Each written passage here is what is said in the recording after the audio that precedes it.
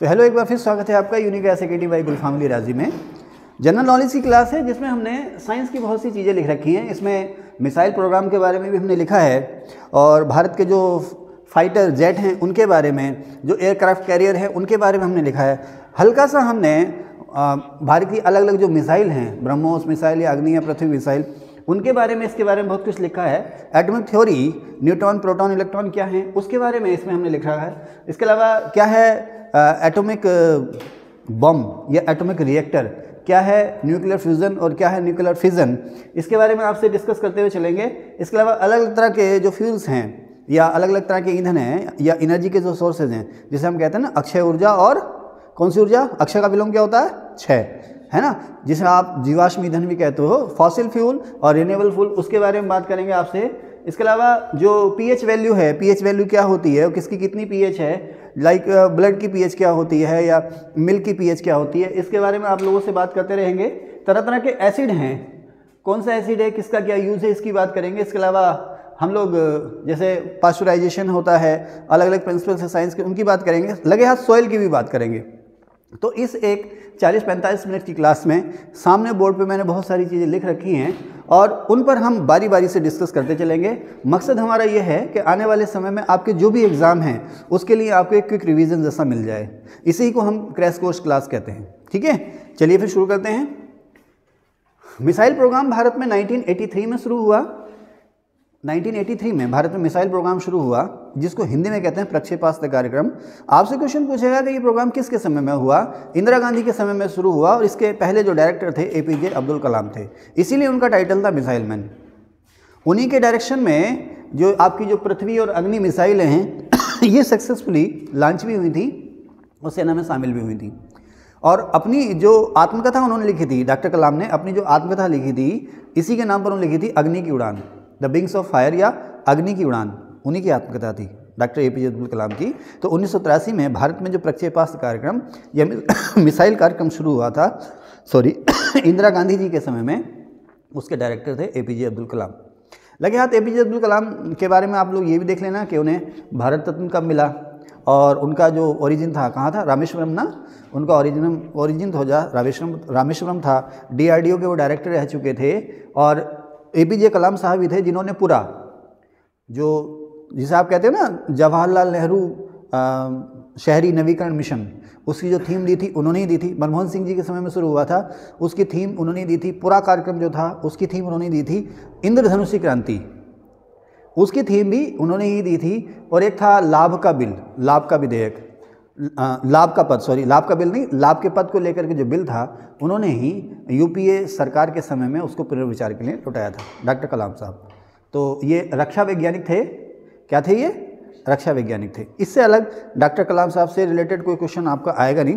ये देख लेना कि इनको भारत रत्न जो था वो किस सन में मिला था। किसी को याद आ रहा है इनको भारत रत्न किस सन में मिला था? आप लोग देख लेना है। ओके, मुझे याद नहीं आ रहा। तो अब देखो, दो तरह की मिसाइल होती हैं, एक बैलिस्टिक मिसाइल और एक क्रूज मिसाइल। बैलिस्टिक और क्रूज मिसाइल, इसमें जो क्रूज मिसाइल होती है ना, वो अपने टारगेट को ढूंढती है, ढूंढ करके उसका पीछा करती है। क्रूज मिसाइल जो होती है गाइडेड मिसाइल है। गाइडेड मतलब निर्देशित मिसाइल, ये ऑटोनोमस है, इसको इसके टारगेट का पता बता दिया जाता है। जब पता बताने के बाद ये जो मिसाइल है यानी कि क्रूज मिसाइल अपने टारगेट को ढूंढती है और ढूंढ करके उसको नष्ट करती है। जो बैलिस्टिक मिसाइल है, बैलिस्टिक मिसाइल जो है जैसे कि अग्नि मिसाइल है, अग्नि मिसाइल जो है बैलिस्टिक मिसाइल है, उसको हमें उसका टारगेट बताना पड़ता है कि आपका टारगेट यहाँ पर है, और अगर कहीं टारगेट इधर उधर दाएं बाएं हो गया तो ये मिसाइल जो है फेल हो जाएगी। बैलिस्टिक मिसाइल क्या करती है, अपने टारगेट के पास हम उसको लेके जाएंगे, उसके बाद उसको ऊपर से उसके टारगेट के ऊपर छोड़ देंगे। वो अपनी काइनेटिक एनर्जी से या उसके अंदर जो गोला बारूद है उससे उसको ध्वस्त करेगी। और क्रूज मिसाइल जो होती है वो अपने टारगेट को ढूंढ के नष्ट करती है। तो ब्रह्मोस मिसाइल जो है वो क्रूज मिसाइल है।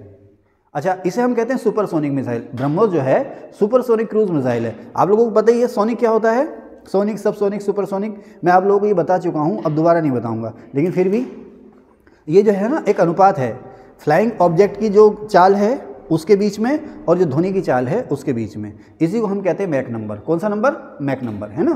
तो अगर मैक नंबर 1 है तो यानी कि ऑब्जेक्ट की चाल और ध्वनि की चाल बराबर है, उसे कहते हैं सोनिक। अगर मैक नंबर 1 से कम है तो उसे कहते हैं हम सब सोनिक। मैक नंबर 1 से ज़्यादा है तो उसे हम कहते हैं सुपरसोनिक, और मैक नंबर 5 से ज़्यादा है तो उसे हम क्या कहते हैं, हाइपरसोनिक। तो अभी हमारे यहाँ हाइपरसोनिक मिसाइल कोई नहीं है। चाइना अमेरिका जैसे देशों ने हाइपरसोनिक मिसाइल बना रखी है। हमारी जो ब्रह्मोस मिसाइल है बहुत तेज़ चलती है, इसकी जो स्पीड है शायद मैंने यहाँ कहीं लिखी होगी, मैं ढूंढ लूँ एक बार, हाँ यहाँ पर है। तो इसकी जो स्पीड है 2.8 मैक है, यानी कि ये ध्वनि की चाल से लगभग 3 गुना गति से उड़ती है। अच्छा, जो ब्रह्मोस मिसाइल है सुपरसोनिक क्रूज मिसाइल तो है ही है, इसको आप कहीं से भी दाग सकते हो। कहीं से भी दाग सकने का मतलब ये है कि जल सेना, थल सेना और नौसेना, एयरफोर्स, आर्मी और नेवी, इन तीनों के काम आती है। इसकी टेस्टिंग जो है ये वायुसेना को भी सौंपी जा चुकी है, आर्मी यानी कि थल सेना को भी सौंपी जा चुकी है और वायुसेना को भी सौंपी जा चुकी है। और मज़े की बात यह है कि इसकी टेस्टिंग जो है पनडुब्बी से भी हो चुकी है। इसे जल थल नभ या समुद्र के अंदर यानी कि पनडुब्बी से भी आप इसको छोड़ सकते हो। कौन सी मिसाइल को? ब्रह्मोस मिसाइल को। और ये बताने की ज़रूरत नहीं है कि ये भारत और रूस का जॉइंट वेंचर है और ब्रह्मपुत्र नदी और रूस की मस्कोवा नदी पर इसका नाम ब्रह्मोस पड़ा है ना, इसको बताने की जरूरत नहीं है। और भारत इसका एक्सपोर्ट भी कर रहा है, इस मिसाइल का भारत एक्सपोर्ट भी कर रहा है। ओके, चलें सर। अच्छा, इसको कहते हैं ट्री मिसाइल। इसको ट्री मिसाइल कहते हैं। ट्री मिसाइल इसको इसलिए कहते हैं क्योंकि बहुत नीचे उड़ती है ये। इसकी जो फ्लाइंग रेंज है ना, बहुत नीचे उड़ती है ये। ऐसा तो है नहीं कि पेड़ों के समानांतर उड़ती होगी, लेकिन बहुत नीचे उड़ान भरने के कारण इसको कहते हैं हम ट्री मिसाइल। और इसको इसलिए डिज़ाइन किया गया कि ये नीचे उड़े ताकि ये किसी रडार की पकड़ में ना आए। ये किसी रडार की पकड़ में आसानी से नहीं आती क्योंकि बहुत नीचे उड़ती है। ओके, अब जो पृथ्वी और अग्नि मिसाइल हैं वो बैलिस्टिक मिसाइल है। अच्छा, अब उड़ीसा में एक डिस्ट्रिक्ट है चांदीपुर, उड़ीसा का डिस्ट्रिक्ट चांदीपुर है। उसी डिस्ट्रिक्ट में एक आइलैंड है व्हीलर आइलैंड। कौन सा आइलैंड? व्हीलर आइलैंड, है ना। यहाँ पर क्या है? ITR, integrated test range, Wheeler island, है ना। अब व्हीलर आइलैंड का नया नाम क्या हो गया है? APJ अब्दुल कलाम द्वीप। ध्यान रखना, पहले ये व्हीलर आइलैंड होता था उड़ीसा के चांदीपुर जिले में। इस व्हीलर आइलैंड का नया नाम हो गया डॉक्टर APJ अब्दुल कलाम द्वीप। यहीं पर है इंटीग्रेटेड टेस्ट रेंज, जहां से हम लोग अपने हथियारों की टेस्टिंग करते हैं, खास करके रॉकेट नहीं मिसाइल्स की हम यहाँ से अपनी टेस्टिंग करते हैं। ठीक है ना। ओके, और पोखरण रेंज कहाँ है? पोखरण रेंज, फुरकान, पोखरण रेंज कहाँ पर है? आसिम, अनीस, 3 महीने मुझे तुम्हारा नाम याद नहीं हुआ, कन्फ्यूज रहा, आसिम का अनीस। हाँ, अब याद हो गया। बताओ पोखरण रेंज कहाँ है? अल्लाह जाने क्या होगा आगे। हाँ पांडे जी, राजस्थान में, जहाँ से हमने अपनी एटॉमिक टेस्टिंग की थी। कौन बताएगा ये पोखरण जो है राजस्थान के कौन सी जगह में है? बताएंगे आप? बताएं, मैं नहीं बताऊंगा, आप बताएं। मैसेज करें मुझे उसमें कमेंट में, हैं? अरे बोलो नहीं, चलें, बताओ मत, यू आर राइट, बट बताओ मत। ओके, तो कहाँ थे? पोखरण से पहले कहाँ थे? चांदीपुर में थे ना। तो चांदीपुर उड़ीसा के डिस्ट्रिक्ट में बंगाली की खाड़ी के तट पर wheeler island, APJ Abdul Kalam द्वीप से, वहाँ पर इंटीग्रेटेड टेस्ट रेंज है, वहाँ से हम मिसाइल की टेस्टिंग करते हैं। ठीक है, ये सवाल आएगा। अब यहीं पर आगे मैंने लिखा श्रीहरिकोटा। तो ये श्रीहरिकोटा जो है एक आइलैंड है, द्वीप है, आंध्र प्रदेश की सीमा में। ठीक है ना। और ये कौन से डिस्ट्रिक्ट में है बेटा, मैं कंफर्म नहीं हूँ, लेकिन मुझे जहाँ तक ध्यान आ रहा है ये आंध्र प्रदेश के नेल्लोर जिले में है, बट आप कंफर्म कर लेना। ठीक है ना। अगर मैं गलत हूँ तो हंसना मत मेरे ऊपर, आप कंफर्म कर लेना। कभी आपसे पूछ भी सकता है कि श्रीहरिकोटा, ये तो कंफर्म है कि आंध्र प्रदेश में है, बंगाली की खाड़ी में है, लेकिन किस डिस्ट्रिक्ट में है? हाँ, आप देख रहे हैं क्या, सर्च कर रहे हैं क्या? बताएं। तिरुपति डिस्ट्रिक्ट में ना, फिर दोबारा देख लो, है, हो सकता है तिरुपति, बट दोबारा देख लो, मैं जब तक आगे चलता हूँ। तो श्रीहरिकोटा जो है, यहाँ पर किन के नाम पर? पांडे जी आप बताएंगे, पांडे जी या सोनू, दोनों आपस के दिमाग मिला के बता सकते हैं कि यहाँ किसके नाम पर रॉकेट लॉन्चिंग सेंटर है? रॉकेट और सैटेलाइट लॉन्चिंग सेंटर है यहाँ पर, है ना। फला उपग्रह प्रक्षेपण केंद्र किसके नाम पर? हाँ, वेरी गुड, सतीश धवन, है ना। हाँ, सतीश धवन उपग्रह प्रक्षेपण केंद्र है जी। कौन से जिले में? नेल्लोर जिले में। मैं ठीक था ना? वाह, मैं ठीक था ना? देखो आपने तिरुपति बोला ना, मुझे लगा ना गलत, मैं ठीक था भाई। नेल्लोर लॉक कर दिया जाए। ठीक है, वाह कितनी खुशी होती है ना, है ना। इसका मतलब अभी दम है? अभी याददाश्त मरी नहीं है, अभी याददाश्त मरी नहीं है। ठीक है, नहीं, अच्छा ये याददाश्त इसलिए नहीं मरी है ना क्योंकि लगातार आपको पढ़ा रहे हैं। यहीं पे बिजनेस शुरू कर देते यार, ओवरेज हो गए, अब नहीं पढ़ेंगे, बिजनेस शुरू कर देते, कुछ और कर देते, खत्म थी कहानी। चलेगा। तो श्रीहरिकोटा, यहाँ पर हमारा सैटेलाइट या रॉकेट लॉन्चिंग सेंटर है। सतीश धवन क्या है पूरा नाम, क्या है? सतीश धवन उपग्रह प्रक्षेपण केंद्र। ठीक है ना। तुम्बा, थुम्बा ये वो जगह है जहाँ से हमने अपना पहला रॉकेट लॉन्च किया था जिसका नाम था नाइके अपाचे, है ना। थुम्बा कहाँ पर है ये? केरल में। थुम्बा जो है केरल में है। केरल के कौन से ज़िले में? तिरुवनंतपुरम ज़िले में, ठीक है ना। तिरुवनंतपुरम ज़िले में है थुम्बा। हाँ, मुझे नाजिम बताएंगे हमने अपना रॉकेट नाइके अपाचे किस सन में लॉन्च किया था? हाँ, नाइके अपाचे हमने किस सन में लॉन्च किया था? आप बताएं जल्दी। 1980 में। वाह वाह, 1967। और कोई है? 1963। अरे 53 तो नहीं है, हैं? ठीक है, 63, 1963। शाबाश। तो प्रियंका गौतम, इंशाल्लाह तुझे सूरज कहूँ या चंदा, तुझे दीप कहूँ या तारा, अब पता नहीं मेरा नाम डुबाएगा क्या नाम रोशन करेगा, जो भी मेरा राज दुलारा। खैर, 1963 में भारत ने अपना पहला रॉकेट लॉन्च किया। मैंने ये सब लिखा है, आप लोगों को रिवीजन कीजिए आप लोग, है ना। ओके, अब ये मैंने लिखा है S2A। S2A, अगर गौरव मुझे S2A का फुल फॉर्म बता दे तो गौरव को 101 रुपये का नकद इनाम दूंगा मैं। हैं गौरव के चाचा राकेश और धर्मेंद्र, सुन लीजिए, गौरव से पूछ रहा हूँ सवाल। हाँ, S2A का मतलब क्या हुआ? हाँ, यहाँ पर सोनू और पांडे जी, राविया के अलावा कोई और बताएं मुझे। S2A इनाम नहीं मिलेगा, हैं? सरफेस टू अर्थ, यही शाबाश, तुम्हें इनाम मिलेगा। एक मिनट यार, इनको इनाम दे दूँ मैं, एक मिनट। तो सरफेस टू एयर, ना कि सरफेस टू अर्थ, ठीक है। ओके, सरफेस टू एयर नहीं, मैं आपका नाम नहीं ले रहा, आप आराम से बैठो। सरफेस टू एयर, ना कि सरफेस टू अर्थ। ओके, तो मैंने इसका कहने का मतलब यह है कि सतह से हवा में बहुत सारे, देखो कुछ मिसाइलें ऐसी हैं ना जो सरफेस से यहाँ से हवा में लॉन्च करोगे, कुछ मिसाइलें ऐसी हैं जो हवा से हवा में, हवा से हवा में मतलब उड़ता हुआ जहाज है, वहाँ से आप लॉन्च करोगे। हवा से हवा में मार कर सकते हो, हवा से ज़मीन में भी मार कर सकते हो, ठीक है ना। और सतह से सतह, जैसे पृथ्वी और अग्नि मिसाइल है ना, अग्नि मिसाइल जो है वो पृथ्वी से पृथ्वी पर मार करती है, यानी कि सरफेस से सरफेस पे मार करती है। पृथ्वी, कौन सी मिसाइल? अग्नि मिसाइल बताई ना मैंने। हाँ, अच्छा, अब जो पृथ्वी मिसाइल है उसके बारे में बताएंगे अभी। सबसे पहली बात सुनो, सरफेस टू एयर ऐसी मिसाइलें जो सतह से हवा में मार करती हैं। मैंने लिखा त्रिशूल लेस देन अस्त्र, अस्त्र नहीं अस्त्र, लेस देन अस्त्र, और उसके बाद फिर लेस देन आकाश। देखो ये त्रिशूल मिसाइल है ना, इसकी रेंज है 7 से 8 किलोमीटर, और जो अस्त्र मिसाइल है इसकी रेंज 10 से 15 किलोमीटर है, और ये जो आकाश मिसाइल है इसकी रेंज जो है 30 से 50 किलोमीटर तक है। ये सारी मिसाइलें जो हैं सतह से हवा में मार करती हैं। ओके, आपसे सिंपल आप ये रखना कि इसमें से कौन सी मिसाइल जो है वो सरफेस से एयर में, समझ में आ रही बात, सरफेस से एयर में या सतह से हवा में मार करती हैं। तो त्रिशूल, अस्त्र और आकाश तीनों, इसमें सबसे कम रेंज जो है वो त्रिशूल की 7 से 8 किलोमीटर, ये 10 से 15 किलोमीटर, और ये 30 से 50 किलोमीटर, इसकी रेंज। फिर आती है, किसका फ़ोन बज रहा है? घर से है क्या? है, बात कर लो। Surface to surface missile, surface to surface का मतलब सतह से सतह। तो अग्नि मिसाइल जो है वो सतह से सतह पर मार करती है। पृथ्वी मिसाइल को, अब हमारे यहाँ है पृथ्वी एयर डिफेंस, किसी ने सुना है? क्या नाम तुम्हारा? नाजिम। पृथ्वी एयर डिफेंस पैड, ये क्या है? पृथ्वी एयर डिफेंस ये क्या है? नहीं पता? वो सुना तुमने इजराइल का आयरन डोम सिस्टम? क्या है वो? आजकल चल रहा है गजा इजराइल वार में, आयरन डोम सिस्टम। आयरन डोम ही है वो? क्या है वो? आयरन डोम नाम है उसका, क्या नाम है? हाँ, क्या है वो आयरन डोम? अरे कुछ नहीं है, एक रडार है, बहुत ही अत्याधुनिक रडार है, और रडार के साथ साथ मिसाइल लॉन्च पैड है, चारों दिशाओं में रडार घूम रही है, और एक साथ ना जाने कितनी मिसाइल वो हवा में लॉन्च कर सकते हैं।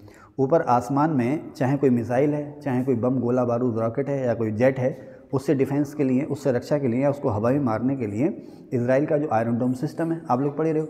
उसी तरह से अगर हम पे कोई हमला होता है हवा में, तो इस चीज़ को हवा में ही नष्ट करने के लिए, चाहे कोई फाइटर जेट है, या मिसाइल है, या कोई बॉम्ब है, हमने अपना स्वदेशी मिसाइल सिस्टम, जो डिफेंस सिस्टम है वो तैयार कर लिया, जिसको हम कहते हैं पृथ्वी एयर डिफेंस। उसको पृथ्वी एयर डिफेंस क्यों कह रहे हैं? क्योंकि हम उसमें पृथ्वी मिसाइल का इस्तेमाल कर रहे हैं। एक रडार है ना, रडार देख रही है कि चारों तरफ आसमान में कोई चीज़ आ रही है, कहाँ से आ रही है, कितनी दूर से आ रही है, और अगर कोई खतरा होता है तो पृथ्वी मिसाइल जो है तैयार है, उसको हम जो है कि डायरेक्शन देंगे कि वो जो ऑब्जेक्ट है वहाँ पर है, इतनी दूरी पर जाकर उसको मार दो।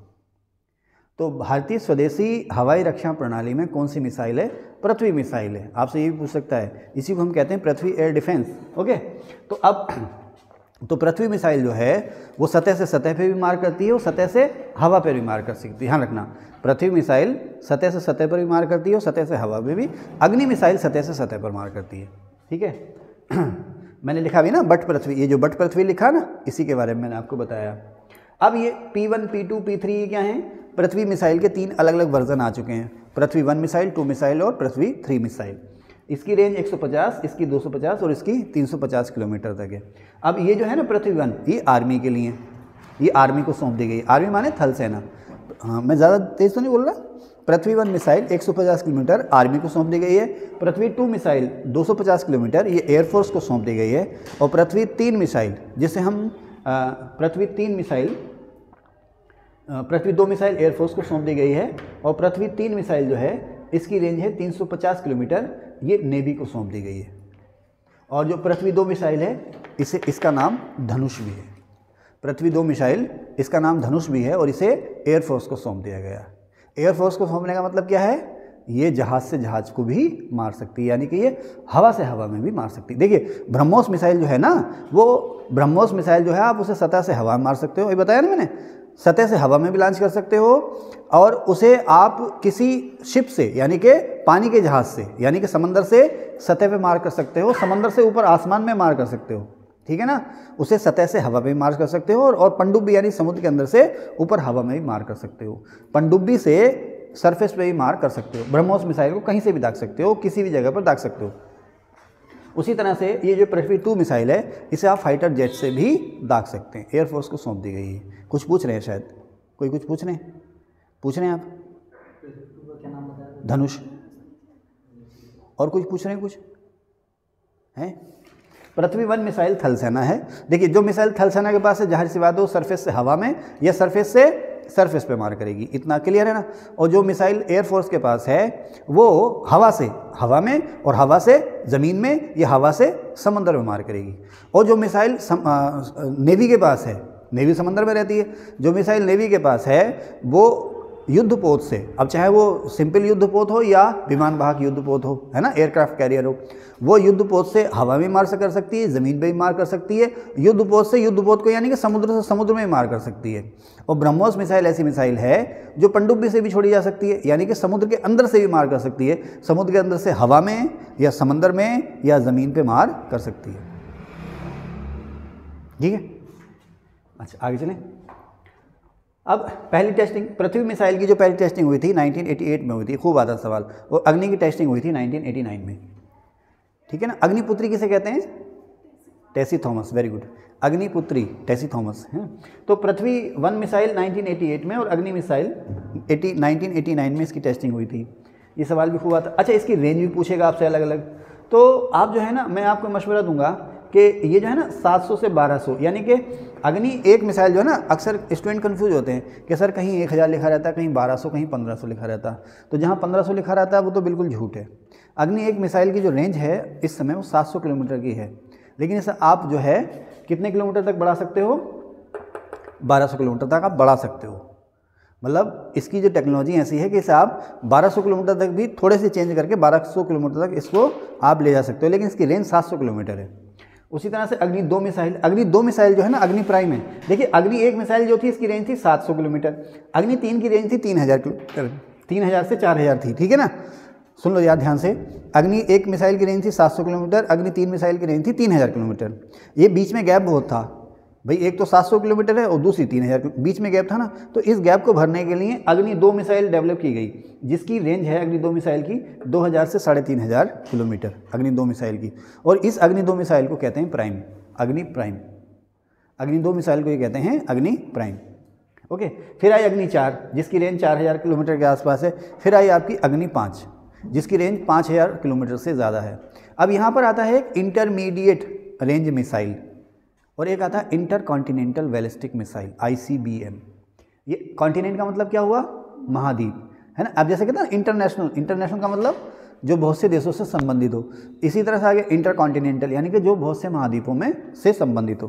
तो ऐसी मिसाइल जो एक कॉन्टिनेंट से दूसरे कॉन्टिनेंट मार कर दे उसे हम इंटर कॉन्टिनेंट मिसाइल कहते हैं। लेकिन इसका मतलब ये नहीं है, इसका मतलब ये नहीं है कि जैसे मैं क्या कहूँ, ईरान है तो ईरान जो है यूरोप के नज़दीक है लेकिन एशिया महाद्वीप में है। ईरान ने 1000 किलोमीटर रेंज की मिसाइल अपनी तैयार की और वो यूरोप के किसी देश पे दागने की क्षमता उसने हासिल कर ली, यानी एक महाद्वीप से दूसरे महाद्वीप में दागने की उसने क्षमता हासिल कर ली। तो ऐसा नहीं है कि 1000 किलोमीटर रेंज की मिसाइल इंटरकॉन्टिनेंटल मिसाइल हो जाएगी ना, उसका नाम यह है कि वो मिसाइल जो है उसकी मारक क्षमता या रेंज कम से कम 5000 किलोमीटर की होनी चाहिए।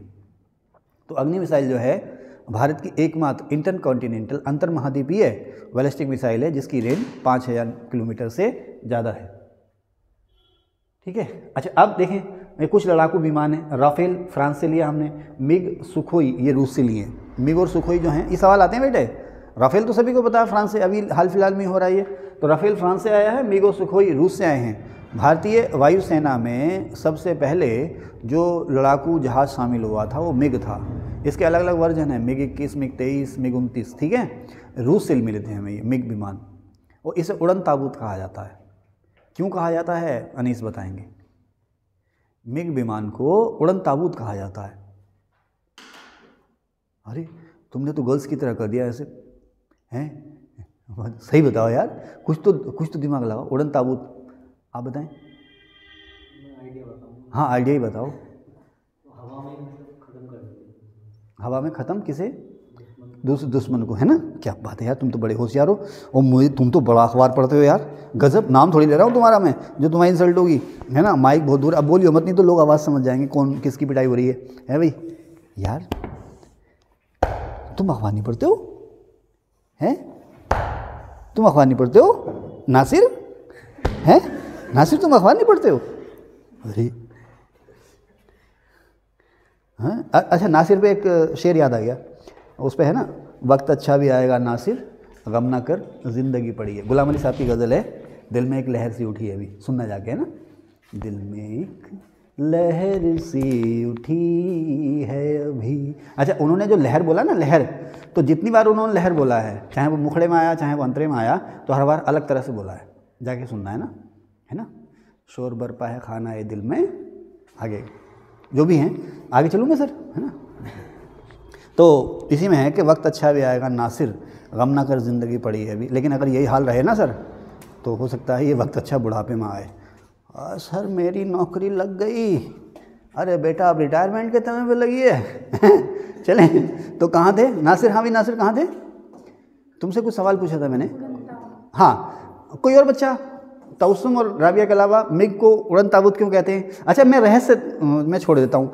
मैं देखना चाहूँगा कोई बाहर के स्टूडेंट भी, जो मेरे कलीग्स हैं, जो मुझे जानते हैं, उसके अलावा भी कोई मेरी वीडियो देख रहे हैं या देख रहे हैं, अगर आपको पता है बिना सर्च करे बताइएगा कि मिग को उड़न ताबूत क्यों कहते हैं। आपको मैं बताऊँगा जब रिकॉर्डिंग बंद कर दूँगा, ठीक है। पूछ लेना मुझसे। कहाँ थे? तो मिग और सुखोई हमने रूस से लिए हैं। तेजस जो है, आप तेजस तो सभी जान गए, कंगना रनौत जी की फिल्म भी आ गई तेजस, है ना। देखी आपने देखी तेजस? मैंने भी नहीं देखी। ओके, तो तेजस आपको पता ही है कि तेजस जो है क्या है, एक जहाज है, लड़ाकू जहाज नहीं है, ध्यान रखना। तेजस लड़ाकू जहाज नहीं है, लेकिन लड़ाकू जहाज होने की इसमें क्षमता है। इसे सेना में शामिल किया गया है, लड़ाकू जहाज के रूप में शामिल नहीं किया गया। सेना में जो हमारे आर्मी पर्सन हैं, जो हमारे सोल्जर हैं, उनको ट्रेनिंग देने के लिए इसको शामिल किया गया कि जहाज़ को, फाइटर जेट को किस तरह से उड़ाया जाता है। ये फाइटर जेट ही है, लेकिन फाइटर जेट की तरह इसका इस्तेमाल नहीं हो रहा, ध्यान रखना। फाइटर जेट ही है, फाइटर जेट जैसी क्षमताएं हैं। भाई जो अपने साथ हथियार लेके उड़ सके, हथियारों को दाग सके, वो फाइटर हो गया। भाई हर इंसान है, कहते ना फाइटर, जिसके पास हथियार है वो फाइटर है ना। ओके भाई, जब जेब में हथियार हो तो हौसला तो अपने आप ही आ जाता है ना। भाई ये है कि कानून व्यवस्था का डर होता, नहीं तो कुछ लोग तो ऐसे हैं रोज़ दिन दहाड़े किसी को गोली मार दें। तो शुक्र है कि पुलिस नाम की एक चीज़ है ना, नहीं तो आम शहरी का तो जीवन ही खतरे में आ जाएगा। कहाँ थे? तो तेजस जो है, ध्यान रखना, इसमें फाइटर जेट होने की क्षमताएं हैं, लेकिन ये सेना में फाइटर जेट के रूप में शामिल नहीं है। सेना में ही इसको ट्रेनिंग के रूप में शामिल किया गया। स्वदेशी है, पूरी तरह से स्वदेशी है, ठीक है। भारत का पहला स्वदेशी युद्धक विमान है ये तेजस। इसको तेजस नाम दिया था वाजपेयी जी ने। अच्छा ध्रुव जो है ये हेलीकॉप्टर है। ध्रुव जो है ना, एक शब्द आता है LCA, इसकी जो मुझे फुल फॉर्म बताएगा वो 11 रुपये पाएगा। LCA आप लोग बिना सर्च किए बताएंगे, लिख लीजिए LCA, मैं बाद में बताऊंगा आपको। बिना सर्च किए मुझे बताएंगे कि LCA की फुल फॉर्म क्या होती है, ठीक है। बिना सर्च किए कमेंट में बताएंगे, मैं 1 घंटे तक वेट करूंगा आपका। ओके, तो ध्रुव मैं बताऊंगा आपको LCA क्या होता है, ठीक है। लेकिन अगर मैंने ध्रुव के बारे में सारा बता दिया तो सब ओपन हो जाएगा, बाद में बताऊंगा, ठीक है। मिराज ये फाइटर जेट हैं, ठीक है। कहाँ से लिए गए हैं? फ्रांस से। ओके। अपाचे लड़ाकू हेलीकॉप्टर है, यूएसए से लिया गया है, अत्याधुनिक हेलीकॉप्टर है। अपाचे बाइक भी आती है ना, है ना। ये क्या करना है यार, 20-30 किलोमीटर के आराम से चलो और शाम को आराम से अपने घर में पहुंचो। आपके कुत्ते बिल्ली और मम्मी पापा सब आपका इंतजार कर रहे होते हैं। जरूरी है हुन है? छोटी सी प्लेटिना गाड़ी लो। ओके। अपाचे हेलीकॉप्टर है, ये कहाँ का है? यूएसए का है ना। चेतक हेलीकॉप्टर है, ओके, सेना में शामिल है। चेतक हेलीकॉप्टर है, सेना में शामिल है।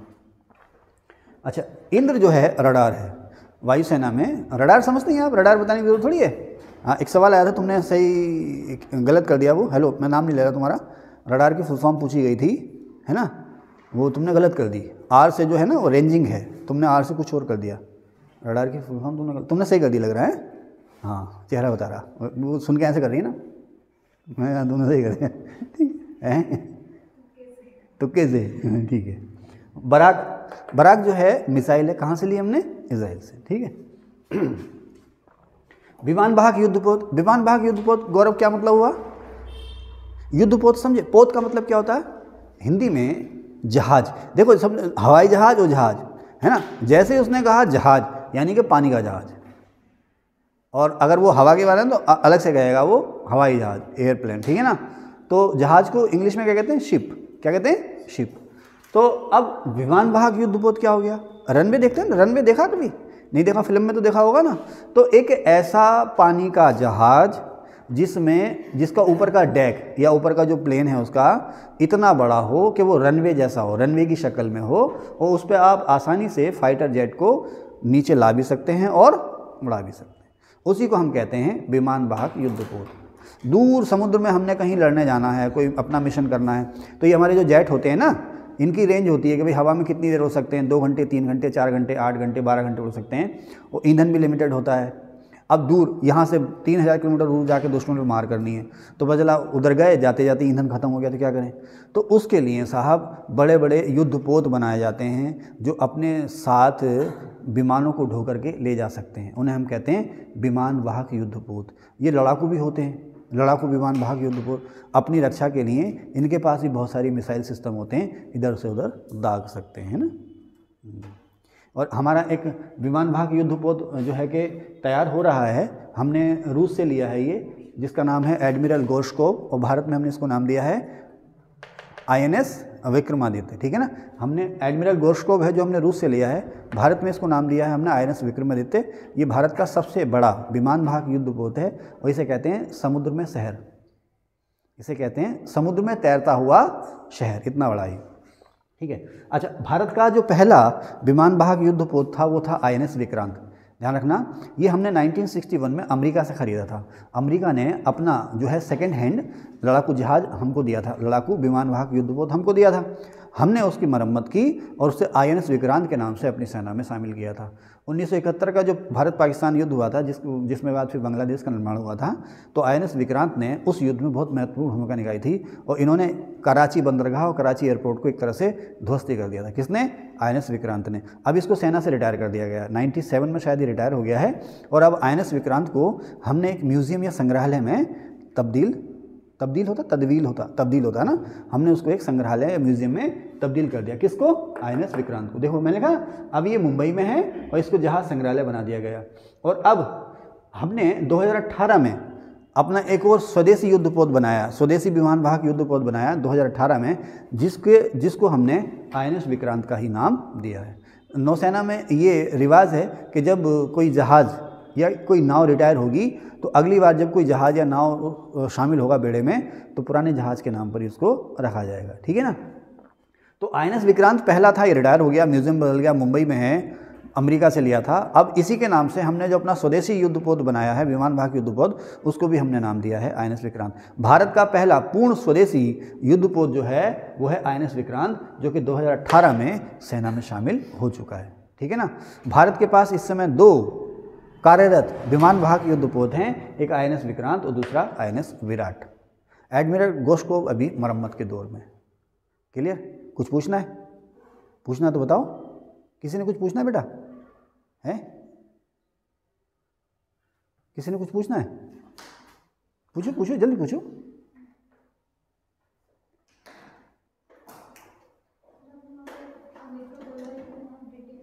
कहाँ पे?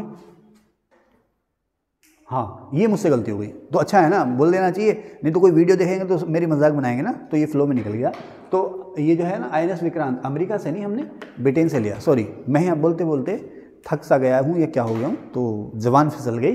तो INS विक्रांत जो लिया था हमने अमेरिका से नहीं, ब्रिटेन से लिया था, ठीक है, 1961 में। ब्रह्मोस के बारे में बात हो गई। अब ये होती है ना स्टील्थ टेक्नोलॉजी, सेना में अक्सर आती है। तो सेना में स्टील्थ टेक्नोलॉजी का मतलब ये है कि किसी जहाज़ का या मिसाइल का या किसी भी लड़ाकू साजो सामान का इस तरह से डिज़ाइन बनाना कि वो किसी रडार की पकड़ में ना आए, कोई रडार उसको पकड़ ना पाए, उसको हम कहते हैं स्टील्थ टेक्नोलॉजी। INS अरिहंत ये भारत की पहली स्वदेशी पनडुब्बी थी। अब कई किताबों में ना ऐसे लिखा रहता है कि INS अरिहंत जो है वो भारत की पहली स्वदेशी परमाणु पनडुब्बी थी। तो उससे ये फीलिंग आती है, ये दिमाग में आता है कि ये ऐसी पनडुब्बी है जो अपने साथ एटॉमिक वेपन ढो सकती है। ऐसा नहीं है। जब आप पढ़ोगे ना कि भारत की पहली परमाणु स्वदेशी पनडुब्बी, तो आप यही कहोगे कि भाई ऐसी पनडुब्बी है जो अपने साथ एटॉमिक वेपन ढो सकती है। अच्छा, अग्नि मिसाइल जो है ना, अगली ब्रह्मोस अपने साथ परमाणु हथियार भी ढो सकती हैं, ध्यान रखना, ठीक है। तो एक्चुअली जो है बिजली आप कहाँ कहाँ से पाते हैं? पानी से, कोयले से, इसके अलावा परमाणु बिजली भी होती है ना। तो ये जो पनडुब्बी है, ज़्यादातर पनडुब्बियाँ जो हैं समुद्र में वो अभी भी डीजल से चल रही हैं। लेकिन आपको पता है पनडुब्बी ने समुद्र में छः महीने अंदर रहना है ना, तो उसके लिए कितना डीजल वो खाएगी, और कितना सारा डीजल उसको अपने साथ स्टोर करके ले आना पड़ेगा, वजन बढ़ जाएगा ना उसका, है ना, ये दिक्कत है ना। तो अब नई तकनीक आ गई है साहब, उसमें पनडुब्बी के अंदर एक छोटा सा एटॉमिक रिएक्टर लगाओ और थोड़ा सा अपना परमाणु ईंधन वहाँ खर्च करो और उसी से बिजली बनाओ, उसी से पनडुब्बी को चलाओ। तो ये भारत की पहली ऐसी पनडुब्बी है जो बिजली के लिए परमाणु बिजली का इस्तेमाल करती है। तो INS भारत की पहली ऐसी स्वदेशी पनडुब्बी है जो परमाणु ऊर्जा से संचालित होती है, ना कि परमाणु ईंधन, परमाणु हथियार लेके जाती है, ठीक है, समझ गए मेरी बात। पिनाका क्या है तो उसको बताएंगे। ये शिव जी का त्रिशूल होता है जिसका नाम था पिनाका, है एंटी टैंक, क्या एनीवन? पिनाका है, पिनाका नहीं पता किसी को? ओ अच्छा, कोई बात नहीं, ये ना वो है, इसमें क्या है, इससे आप जो हैं एक साथ मिसाइल दाग सकते हैं, रॉकेट या छोटी मिसाइल या रॉकेट दाग सकते हैं, एक साथ कई सारे, है ना। हिंदी में इसको क्या कहेंगे? ये एक तरह का लॉन्च पैड है जिससे आप एक ही साथ कई सारी मिसाइल या कई सारे रॉकेट दाग सकते हैं। शिव जी के त्रिशूल का नाम था ना पिनाका, उसी के नाम पर है, ठीक है ना। इसे कहते हैं, हाँ इंग्लिश में नाम याद आ गया, इसको कहते हैं मल्टी बैरल रॉकेट लॉन्चर। तो मिसाइल नहीं, रॉकेट। बैरल समझ, तो बैरल बंदूक की होती है ना, एक नाली दो नाली, है ना, तो बंदूक की जो नाली होती है ना उसे बैरल कहते हैं। मल्टी बैरल यानी कि एक साथ बहुत सारी, भाई एक बंदूक है ना तो उसमें आप फायर करोगे, चाहे वो AK-47 AK-84 हो, तो एक बार में एक ही फायर तो निकलेगा ना, भले ही खूब निकलती रहे ना, है ना। बचपन में होते थे ना तो खिलौने लाते थे, करते थे, है ना। यही माहौल का असर होता है। आस पड़ोस में आपके सब डकैत होंगे, डकैतों की बातें होंगी, बम बंदूक की बातें होंगी, तो आप बचपन में वही खिलौने लाओगे, है ना। और आपके आसपास में सब पढ़े लिखे होंगे तो आपके बचपन में हाथ में क्या आएगा? पेन, है ना। चाहे बड़े हो के आप मार डाला बिगड़ गया हैं, बड़े हो के भले ही कुछ हो जाए, है ना, ठीक है ना, होता है ना। देखिए फिल्म, मैंने भी नहीं देखी। चलें भी, किरण खेर हैं, जानते हो किरण खेर? कौन है किरण खेर? हैं? नहीं, अब तो पक्का पड़ जाएगा, बताओ। अरे नासिर बताओ। बाल लंबे हैं, हाँ। अरे बाबा, कैलाश खेर की बात नहीं कर रहा हूँ मैं किरण खेर की बात कर रहा हूँ। ओ जरा पॉज करना इसको यार, मैं इनकी खबर ले लेता हूँ पहले, पॉज करो भाई साहब। तो हमारा एक स्टूडेंट है, इन्हें, ये बहुत ही बड़े आदमी हैं, IAS मेंस दे चुके हैं, लेकिन भाई साहब को किरण खेर और कैलाश खेर का अंतर पता नहीं है ना। कैलाश खेर जो हैं सिंगर हैं और बड़ी गुर्बत से आगे निकले, ये बड़ी गुर्बत से आगे निकले। सबसे पहले एक पेप्सी का ऐड आता था, बहुत फेमस होता था, है ना, पेप्सी का ऐड आता था, उससे धीरे धीरे चले। फिर कौन सा गाना जो इन्हें हिट कर गया? सैया तू जो छू ले प्यार से, सुना गाना है? अरे सुना है? नहीं सुना? किरण खेर जो हैं अनुपम खेर जी की पत्नी हैं और ये चंडीगढ़ से लोकसभा सदस्य हैं। किरण खेर जो हैं चंडीगढ़ से लोकसभा मेंबर हैं। ये किरण खेर अनुपम खेर जी की पत्नी हैं। ये अभिनेत्री भी हैं और राजनेता भी हैं, BJP की सांसद हैं। थोड़ा इतना नॉलेज रखा करो, मजाक की बात नहीं, इतनी नॉलेज रखा करो, ठीक है। किरण खेर, तो वो फिल्म आई थी ना याराना या दोस्ताना, अभिषेक बच्चन और जॉन अब्राहम की थी क्या, देखी किसी ने देखी? तुमने देखी? अभिषेक बच्चन और कौन?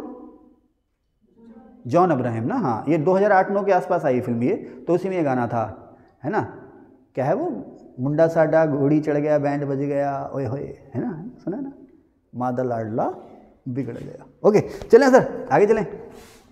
लोगों ने अपनी मोबाइल पे डायलर टून होती है, कौन सी इनकमिंग टून होती है, क्या होती है? हाँ भाई, नई पीढ़ी वालों क्या कहते हैं, जब मैं तुम्हें फ़ोन लगाऊंगा तो तुम्हारा फ़ोन जो बजेगा, कौन सी टून कहते हैं उसको? हैं कॉलर टून कहते हैं? नहीं, जो मुझे सुनाई देगी वो नहीं, जो तुम्हारे साथ बैठे लोगों को सुनाई देगी जब घंटी बजेगी तो रिंग टोन कहते हैं, क्या कहते हैं? हाँ, तो बड़ा खून पिया था लोगों ने इसको, मार डाल, इधर देखो मार डाल, है ना। ओके चलें सर, कहाँ थे? तो पिनाका जो है, कहाँ से ये कहाँ आ गए हम, कहाँ से कहाँ? तो पिनाका जो है मल्टी बैरल रॉकेट लॉन्चर है, ठीक है। नाग, ये मिसाइल है, एंटी टैंक मिसाइल है, ये इसकी रेंज जो है 2 से 3 किलोमीटर तक है। नाग मिसाइल, इसे हम कहते हैं एंटी टैंक मिसाइल, इसकी जो रेंज है वो 2 से 3 किलोमीटर तक है। अच्छा, इसे कहते हैं दागो और भूल जाओ। दागो और भूल जाओ का मतलब क्या है? यानी कि ये मिसाइल जो है ना, गाइडेड मिसाइल नहीं है। गाइडेड समझ लें, हमने उसको बता दिया टारगेट यहाँ पर है तो उसी हिसाब से अपना जाएगी और टारगेट को मार देगी, ऐसा कुछ नहीं है। इसको तो ये समझ लो दुश्मन उधर उस पार है और यहाँ से गोले बरसाते रहो, लगा तो ठीक, नहीं तो ना लगा तो ठीक, इसे कहते हैं दागो और भूल जाओ। भीष्म टैंक है T-90, इसका नाम है T-90, रूस से लिया था हमने ये भीष्म टैंक। टैंक समझते हो बेटा गौरव, टैंक क्या होता है जानते हो? बताइए जल्दी से। क्या टैंक होता है? धड़ाधड़ करते हैं, चैन होती है, और क्या होती है? गोली गोली चलाता है, तोप वोप निकल जाती है। चलो ठीक है, कॉन्सेप्ट पता है, ठीक है भाई, गोली वोली चलाता है, चैन वैन होती है, तोप वोप चलाता है, ठीक है। ओके, अब एकदम से टर्न कर लेते हैं यहाँ पे, क्योंकि क्रैश कोर्स क्लास है। परमाणु सिद्धांत सबसे पहले किसने दिया? जॉन डाल्टन ने। उसी ने कहा था कि प्रत्येक पदार्थ जो है वो छोटे छोटे कणों से मिलकर बना है ना। यह प्रत्येक पदार्थ की जो इकाई है वो एटम है। एटम आपस में मिलते हैं, मॉलिक्यूल या अणु बनाते हैं।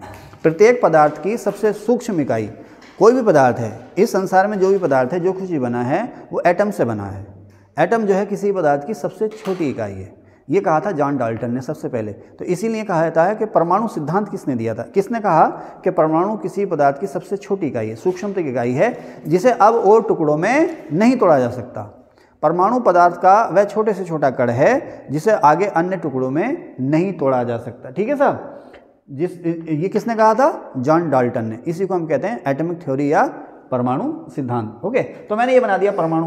अब जो है कि टॉमसन आया तो टॉमसन ने अपना परमाणु मॉडल दिया। देखो, परमाणु सिद्धांत दिया जॉन डाल्टन ने। देखो आप लोग बहुत छोटी छोटी गलतियां कर देते हो। परमाणु सिद्धांत दिया जॉन डाल्टन ने, है ना। और परमाणु मॉडल, सबसे पहला परमाणु मॉडल वही तरबूज जैसा। उसने कहा कि जो एटम होता है वो एक तरबूज की तरह होता है। उसमें पॉजिटिव चार्ज होता है और नेगेटिव चार्ज होता है।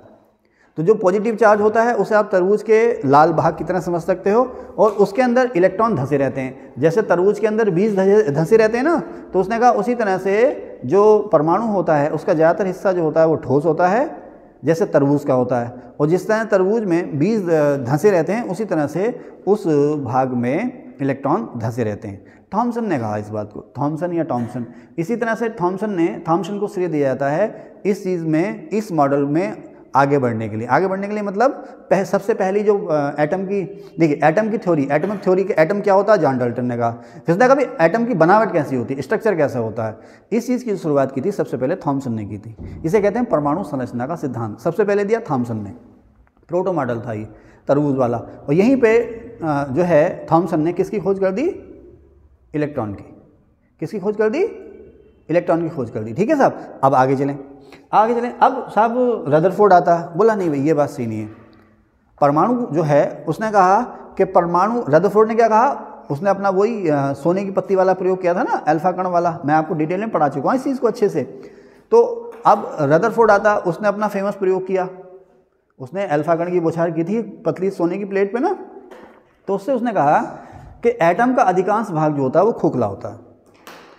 एटम का, परमाणु जो है, ये जो परमाणु है ना, उसका अधिकांश भाग खोखला होता है। इसके बीच का भाग जो होता है वो ठोस होता है, बिल्कुल बीच का जो भाग होता है वो ठोस होता है, जिसे रदरफोर्ड ने नाम दिया नाभिक।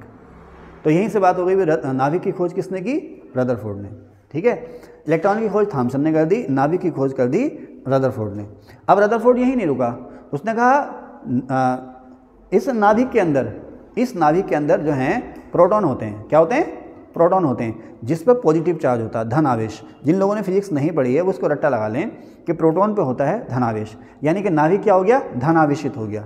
वो जो बैटरी होती है ना प्लस माइनस वाली, तो माइनस यानी कि नेगेटिव चार्ज और प्लस यानी कि पॉजिटिव चार्ज, तो उसी से आप समझ लो फिलहाल। तो परमाणु होता है, परमाणु जो है अधिकांशतः खोखला होता है, और इस खोखले भाग के अंदर कुछ ठोस होता है बीच में, जिसे हम कहते हैं नाभिक, और इस नाभिक में होते हैं प्रोटॉन। तो प्रोटॉन भी धनावेशित होता है, और चूंकि नाभिक के अंदर केवल प्रोटॉन होते हैं, ऐसा रदरफोर्ड ने कहा, इसलिए नाभिक जो है वो धनावेशित होता है। ठीक है, रदरफोर्ड ने ये खोज की। उसके बाद कहा कि जो इलेक्ट्रॉन होते हैं वो इस नाभिक के चारों ओर अलग अलग ऑर्बिट में चक्कर लगाते रहते हैं। फिर से समराइज कर दूं, परमाणु सिद्धांत जॉन डाल्टन, परमाणु का सबसे पहला मॉडल थॉमसन, उसके बाद परमाणु का दूसरा या आधुनिक मॉडल रदरफोर्ड, जिसने कहा एक नाभिक होता है, नाभिक की खोज कर दी रदरफोर्ड ने, उसके अंदर क्या होते हैं? प्रोटॉन होते हैं। ठीक है ना? नहीं, रदरफोर्ड ने होल्ड मेरे को थोड़ा सा होल्ड करना चाहिए क्या? उसने कहा उसके अंदर क्या होते हैं? प्रोटॉन होते हैं। क्या होते हैं?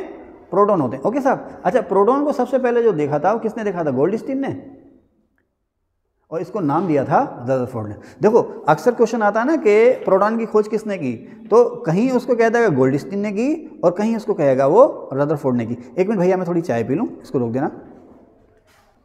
तो चलिए, इससे पहले कहाँ थे हम? हाँ, प्रोटॉन पे थे ना। तो देखिए, प्रोटॉन को सबसे पहले जो देखा था नाभिक के अंदर, वो देखा था गोल्डस्टीन ने। प्रोटॉन, देखो क्वेश्चन आता है ना कि गोल्डस्टीन ने खोज की या रदरफोर्ड ने खोज की, ध्यान रखना। प्रोटॉन को सबसे पहले देखा गोल्डस्टीन ने, बाद में रदरफोर्ड ने इस पर रिसर्च की, और रदरफोर्ड ने इसको नाम दिया था प्रोटॉन। तो अगर आपसे क्वेश्चन पूछे कि प्रोटॉन को सबसे पहले कौन सामने लेकर आया, प्रोटॉन के बारे में सबसे पहले किसने बताया, प्रोटॉन को सबसे पहले किसने देखा, तो उसका आंसर गोल्डस्टीन है। अगर आपसे सीधे क्वेश्चन पूछे प्रोटॉन की खोज किसने की, और उसमें ऑप्शन गोल्डस्टीन नहीं है, रदरफोर्ड है, तो आपका आंसर रदरफोर्ड होगा। ध्यान रखना, अगर ऑप्शन में गोल्डस्टीन और रदरफोर्ड दोनों हैं तो आपका आंसर शर्तिया गोल्डस्टीन होगा, और ऑप्शन में गोल्डस्टीन नहीं है तो आपका आंसर रदरफोर्ड होगा, क्योंकि प्रोटॉन को सबसे पहले गोल्डस्टीन ने देखा था। ओके, प्रोटॉन को सबसे पहले गा से गोल्डस्टीन और गा से गुल्फामसर, आप एक से ध्यान रखना। तुम सबसे पहले किससे पढ़े? गुल्फामसर से पढ़े, है ना, याद रहेगा ना? ठीक है, तो प्रोटॉन को सबसे पहले गोल्डस्टीन ने देखा। अगर ये दोनों ऑप्शन हो तो आपका आंसर गोल्डस्टीन होगा, और एक ही ऑप्शन हो तो आपका आंसर होगा रदरफोर्ड। ठीक है, तो ठीक है साहब, तो कहाँ थे यार? तो परमाणु सिद्धांत जॉन डाल्टन, नाभिक की खोज रदरफोर्ड, नाभिक के अंदर सबसे पहले प्रोटॉन को देखा गोल्डस्टीन ने, और इसको नाम दिया प्रोटॉन रदरफोर्ड ने। ठीक है, रदरफोर्ड ने कहा कि परमाणु के अंदर एक नाभिक होता है जो कि धनावेशित होता है। सुन लेना, तो सुन, नाभिक होता है जो कि धनावेशित होता है, और इसके अंदर प्रोटॉन होते हैं, जो प्रोटॉन जो हैं उन पर पॉजिटिव चार्ज होता है। ओके, इलेक्ट्रॉन जो होते हैं इसके बाहर चारों तरफ चक्कर लगाते हैं। रदरफोर्ड ने ही ये कहा कि किसी भी परमाणु में प्रोटॉन और इलेक्ट्रॉन की जो संख्या होती है वो बराबर होती है, जितने प्रोटॉन होंगे उतने ही इलेक्ट्रॉन होंगे। इसका मतलब जितना पॉजिटिव चार्ज है उतना ही नेगेटिव चार्ज है। तो इसका मतलब ये हो गया कि अगर हम बिजली की दृष्टि से देखें, या इलेक्ट्रिकली देखें, या विद्युतीय दृष्टि से देखें, तो एटम जो होता है उस पर नेट आवेश जो होता है वो शून्य होता है, यानी कि ये उदासीन होता है। नेट आवेश शून्य का मतलब ये न्यूट्रल या उदासीन है, ना तो इसमें पॉजिटिव चार्ज है और ना ही नेगेटिव चार्ज है। कौन? एटम, ना कि नाभिक। नाभिक पे पॉजिटिव चार्ज है, इलेक्ट्रॉन पर नेगेटिव चार्ज है। जितने प्रोटॉन होते हैं उतना इलेक्ट्रॉन होते हैं, इन पर दोनों पे चार्ज लगभग बराबर होता है, इसलिए एटम जो है वो विद्युतीय दृष्टि से उदासीन होता है। ओके, अब ये कोई प्रोटॉन ग्रहण करेगा, ये प्रोटॉन छोड़ेगा, इलेक्ट्रॉन ग्रहण करेगा, इलेक्ट्रॉन छोड़ेगा, तो इसमें पॉजिटिव या नेगेटिव चार्ज बनेगा। जब चार्ज बनेगा तो ये बदल जाएगा किसमें? आयंस में, और फिर आयंस आगे जाकर केमिकल फॉर्मेशन करेंगे। ठीक है, वो अलग चीज़ें हैं, उनको अलग छोड़ दो। ठीक है भाई, ये बात याद रहेगी। आप इसको बैक करके फिर से देख लेना अगर दोबारा देखना चाहो तो इलेक्ट्रॉन की, प्रोटॉन की और न्यूट्रॉन की खोज किसने की? इलेक्ट्रॉन की थॉमसन ने, प्रोटॉन की रदरफोर्ड ने, और न्यूट्रॉन की चैडविक ने। चैडविक आता कुछ समय बाद, तो उसने कहा कि नहीं भाई, नाभिक के अंदर प्रोटॉन तो होता ही होता है, इसके अंदर एक कण और होता है जिसका नाम है न्यूट्रॉन। नाभिक के अंदर, नाभिक यानी कि न्यूक्लियस के अंदर प्रोटॉन होता है, इसमें कोई दो राय नहीं है। लेकिन चैडविक ने कहा भाई इसके अंदर कुछ कण और बैठे हैं, जिसने उनको नाम दिया न्यूट्रॉन। और न्यूट्रॉन पे कौन सा चार्ज होता है? पॉजिटिव या नेगेटिव? हाँ होते ही नहीं है ना, उदासीन होता है। इस पे कोई भी चार्ज नहीं होता है। विद्युतीय दृष्टि से न्यूट्रॉन भी उदासीन है और परमाणु भी उदासीन है। न्यूट्रॉन पे ध्यान रखना, न्यूट्रॉन पे ये सवाल आते हैं सिंपल कि इसमें से कौन सा धनावेशित है कौन सा ऋणावेशित है। प्रोटॉन धनावेशित, न्यूट्रॉन उस पर कोई चार्ज ही नहीं है, ना प्लस ना माइनस, और इलेक्ट्रॉन ऋणावेशित यानी कि निगेटिव चार्ज। ओके समझ गए। अब यहीं पे बात आ जाती है द्रव्यमान संख्या और परमाणु क्रमांक।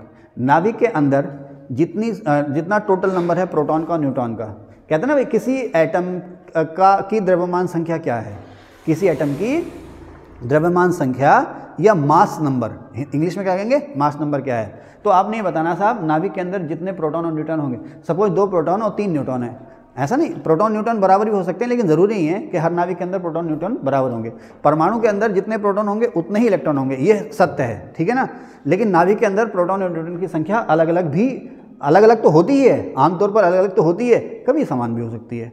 तो प्रोटॉन और न्यूट्रॉन दोनों की कुल संख्या अगर हम देख लें तो उसे हम कहते हैं द्रव्यमान संख्या। मैंने लिखा ना P+N, नाभिक में जितने प्रोटॉन और जितने न्यूट्रॉन होंगे उन दोनों का योग। मान लीजिए 2 प्रोटॉन है और 3 न्यूट्रॉन है, तो हो गया 2 3 5, तो उसकी द्रव्यमान संख्या हो गई 5, ठीक है। परमाणु क्रमांक, इसको इंग्लिश में कहते हैं एटॉमिक नंबर। तो नाभिक के अंदर जितने प्रोटॉन हैं जो उसकी प्रोटॉन, जितने उसके अंदर प्रोटॉन हैं उसी को हम उसको कहते हैं एटॉमिक नंबर। ध्यान रखना ये सवाल पूछेगा, परमाणु क्रमांक क्या होता है, प्रोटॉन की संख्या, और द्रव्यमान संख्या होती है प्रोटॉन प्लस न्यूट्रॉन, ठीक है। इसको घर जाके इस वीडियो को आज ही भगा के देखना है। मैं अभी अपलोड कर दूंगा इसको, अभी मैं इसको अपलोडिंग पे लगा दूंगा, मैं इसको अपलोड कर दूंगा। आपने घर जाके इसको आज ही देखना है भगा के, और बहुत सी चीज़ें आपको याद हैं और पढ़ाते पढ़ाते याद भी होंगी, और जो चीज़ें याद नहीं है उसको दोबारा लिखना हो कॉपी में। अभी भी 18-19 दिन है तुम्हारे एग्ज़ाम के, ठीक है। आज कितनी तारीख है, 27 28 आज मैच भी है, होगा, ठीक है ना।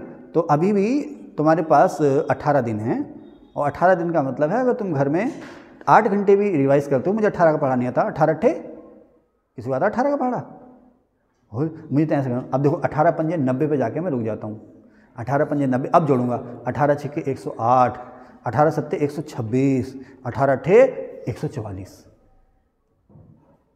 है ना। वो एक हमारी ना गांव में एक पड़ोस में एक बुजुर्ग महिला हैं, वो कहते हैं मरतात मर गए मगर ये याद ना हुआ तुम्हें। मरतात मर गए मीन्स उम्र गुजर गई तुम्हारी मगर तुम्हें ये ना हुआ। हमें भी, हमारे साथ भी यही है भाई साहब। 13 के बाद आई एम सॉरी, 15 का आता है ना 15 का आता, कोई बात नहीं। तुम्हें बताइए मेरी इंग्लिश और पहाड़े कितने अच्छे, मैं ठीक है, पहाड़े अच्छे नहीं है। ओके कहाँ थे 18 का पहाड़ा क्यों बताया मैंने, 18 अट्ठे, यस। आपके पास 18 दिन है और घर में 8 घंटे भी रिवाइज करते हो, तो 18 अट्ठे कितने होते हैं, 144 घंटे हैं। 144 घंटे अगर रिवीजन करने बैठोगे ना तो 5 मिनट में एक टॉपिक रिवाइज होगा। गुणा करनी आती है मुझे सर, 144 गुणा 5 तुरंत कर दूंगा। देखो 14 पंजे 70, 700 टॉपिक तो ये हो गए, और 4 पंजे 20, 720 कर दी सर, गुणा कर दी, ये आती है मुझे सर। किसी गुणा करी, 144 और 8 की करी, किसी करी मैंने 5 की करी, है ना। कितने घंटे निकाल दिए, 720, 700 नहीं, कितने टॉपिक निकाल दिए, 720 बड़े बड़े टॉपिक जो मैंने पढ़ाए हैं आपको। ऐसा नहीं है कि नए टॉपिक, अब नया कुछ नहीं पढ़ना, रिवीजन करना, ध्यान रखना। 720 टॉपिक आप रिवाइज कर सकते हो। हाँ कह रहा हूँ ये, मतलब हवा में नहीं कह रहा हूँ मैं। और अगर कोशिश करोगे तो 8 घंटे से ज़्यादा निकाल लोगे पढ़ने के लिए। यही 18 दिन है, उसके बाद तो फिर चचा कुछ ना बचा, है ना। ओके चलें। अब E बराबर mc², ये किसने दिया था, आइंस्टीन ने। ये किसके बीच में संबंध है सोनू भाई, E बराबर mc², ये किसके बीच में संबंध है, ये द्रव्यमान और ऊर्जा के बीच में संबंध है ये, ठीक है ना। इसी को किसके संरक्षण का नियम कहते हैं, है ना, द्रव्यमान संरक्षण का नियम। देखना E बराबर mc²। C क्या है यहाँ पर, C क्या है यहाँ पर सोनू भाई, C क्या है यहाँ पर, राजपूत जी, C जो है यहाँ प्रकाश की चाल है, ध्यान रखना। C क्या है, ये भी पूछेगा, पूछा उसने E बराबर mc² में C क्या है, अब पता ही ना। अच्छा जिसकी साइंस बैकग्राउंड थी, लेकिन अगर उसने रोजे रखने शुरू कर दिए तो वही भूल गया था। रोजे रखने का मतलब व्रत उपवास, समझ रहे ना। रोजे मतलब वो रहे नहीं, रमज़ान वाले रोजे नहीं, व्रत उपवास रोजा कुछ भी समझ लो। हमारी भाषा में, कोड भाषा में रोजा रखने का मतलब कुछ और है, तो भूल गया, है ना। तुम पीछे क्यों देख रहे हो यार, रोजा वो बेचारा रोजे थोड़े रख रहा है वो, है, हाँ, है ना, ठीक है ना। तो मतलब हमने कहा रोजा, तो पीछे देखोगे, ठीक है। तो यहाँ पर C क्या है, प्रकाश की चाल। अब मैं सोच रहा 3 दिन से अंकित आया नहीं, मैंने कहा यार अंकित कहीं दिल पे तो नहीं लेगा कुछ रोजे वोजे, ठीक है। ओके एम क्या है यहाँ पर? एम क्या है? कोई बच्चा बताएगा? है ना, मास तो है, लेकिन क्या है ये बताओ, कैसा मास? कैसा मास है? कैसा मास? कैसा मास? E बराबर mc² में ये m जो है मास तो है, लेकिन कैसा मास है? नोट कर लो, वीडियो के बाद बताऊंगा। अगर आप लोग वाकई में मेरी वीडियो देख रहे हैं तो बिना सर्च करे कमेंट में बताएं कि यहाँ पर m का मतलब क्या है। और E फॉर एनर्जी, नाभिकीय विखंडन हो रहा है या नाभिकीय संलयन हो रहा है? चलिए अभी बता देता हूँ। नाभिकीय विखंडन हो रहा है या नाभिकीय संलयन हो रहा है, तो उसमें द्रव्यमान की कुछ क्षति होती है। अब वही द्रव्यमान की जो क्षति होती है वो ऊर्जा में बदल जाती है। प्रकाश और कौन सी ऊर्जा? प्रकाश ऊर्जा और ऊष्मीय ऊर्जा, गर्मियों। जब विस्फोट होता है ना, परमाणु बम या हाइड्रोजन बम विस्फोट होता है, तो उससे गर्मी भी निकलती है और रोशनी भी निकलती है। तो जो द्रव्यमान m जो है ना, मास, ये द्रव्यमान क्षति है ना, डिकेइंग मास, जो किसमें बदल जाता है? एनर्जी में। तो ये कौन बता गए? आइंस्टीन बता गए, E बराबर mc²। ठीक है ना, ओके। नाभिकीय विखंडन का मतलब क्या है कि जब एक भारी नाभिक टूटता है और टूट के दो हल्के नाभिक में बदल जाता है। देखो, कोई भी न्यूक्लियस है ना, कोई भी नाभिक है, नाभिक माने न्यूक्लियस, वो ना स्टेबिलिटी चाहता है। जैसे हम लोग जिंदगी में क्या चाहते हैं? स्थिरता चाहते हैं ना। स्थिरता का मतलब भाई आपने कोई बिजनेस, आपका कोई बिजनेस सेट हो गया, सुबह 10 बजे जाना, रात को 8 बजे आना, उसके बाद अपनी ज़िंदगी जीनी है, जॉब लग गई आपकी, 10 से 5 की नौकरी करनी है, और फिर अपना मम्मी पापा को देखना, भाई बहन को देखना है ना। ठीक है भाई, है ना, इसी को तो कहते हैं लाइफ सेट हो गई। अभी क्या है, सर ने कहा अभी 12 बजे आना, फिर कल को 3 बजे आना, फिर आज रात को 12 बजे तक बैठ के पढ़ना, कल को, तो सर ने क्या कर रखी है? ज़िंदगी नरक बना रखी है। तो ये लाइफ सेट नहीं है, ये लाइफ सेट नहीं है, ज़िंदगी नरक बना रखी है ना। तो अब इसी तरह से, हाँ सच मुझे पता है यार, तो उसी तरह अब सर की लाइफ कौन सी सेट है? अभी कल पेपर खत्म हुआ तो 17 को फिर तुम्हारा पेपर है, फिर बैठे ऐसे करके, सर पेपर खराब हो गया, अब सर फिर परेशान, है ना। तो सर की लाइफ भी कहाँ सेट है? सर की लाइफ तुमने नरक बना रखी है। ओके चलें सर, तो हैं भाई, चलें आगे। अब कुत्ता देख रहा है कपड़े पहनते हुए, तैयार होते हुए, फिर जा रहे हो। हमारा जो डॉगी है वो देख रहा है मेरी तबीयत खराब है, तुम फिर जा रहे हो। ओके चलें भाई, तो नाभिक जो है वो, जैसे तुम जीवन में स्थिरता चाह रहे हो ना, उसी तरह से नाभिक भी स्थिरता चाह रहा है। अब वो अस्थिर क्यों हो रहा है? देखो, एक रेंज है, उसे कहते हैं कि अगर आपकी इतनी प्रोटॉन, आपके अंदर इतने प्रोटॉन है, यानी कि परमाणु क्रमांक आपका इतना है, इतने से इतना है, तो आप स्टेबल रहोगे, आपको मोक्ष प्राप्त हो जाएगा। क्या प्राप्त हो जाएगा? मोक्ष प्राप्त हो जाएगा। आप आवागमन के बंधन से मुक्त हो जाओगे। आत्मा जो है सीधी परमात्मा में लीन हो जाएगी और मोक्ष मिल जाएगा, नो टेंशन, है ना। मृत्यु जो है ना, मृत्यु हालांकि जो पीछे हैं उनके लिए तो कष्टकारी है, लेकिन जो मर गया वो सब झंझटों से मुक्त हो गया। चिरकालीन निद्रा है मौत, जो है ऐसी नींद है, डरना मत, मौत जो है ऐसी नींद है जो कभी खुलेगी नहीं, लेकिन ठीक ठाक मौत आ जाए, है ना।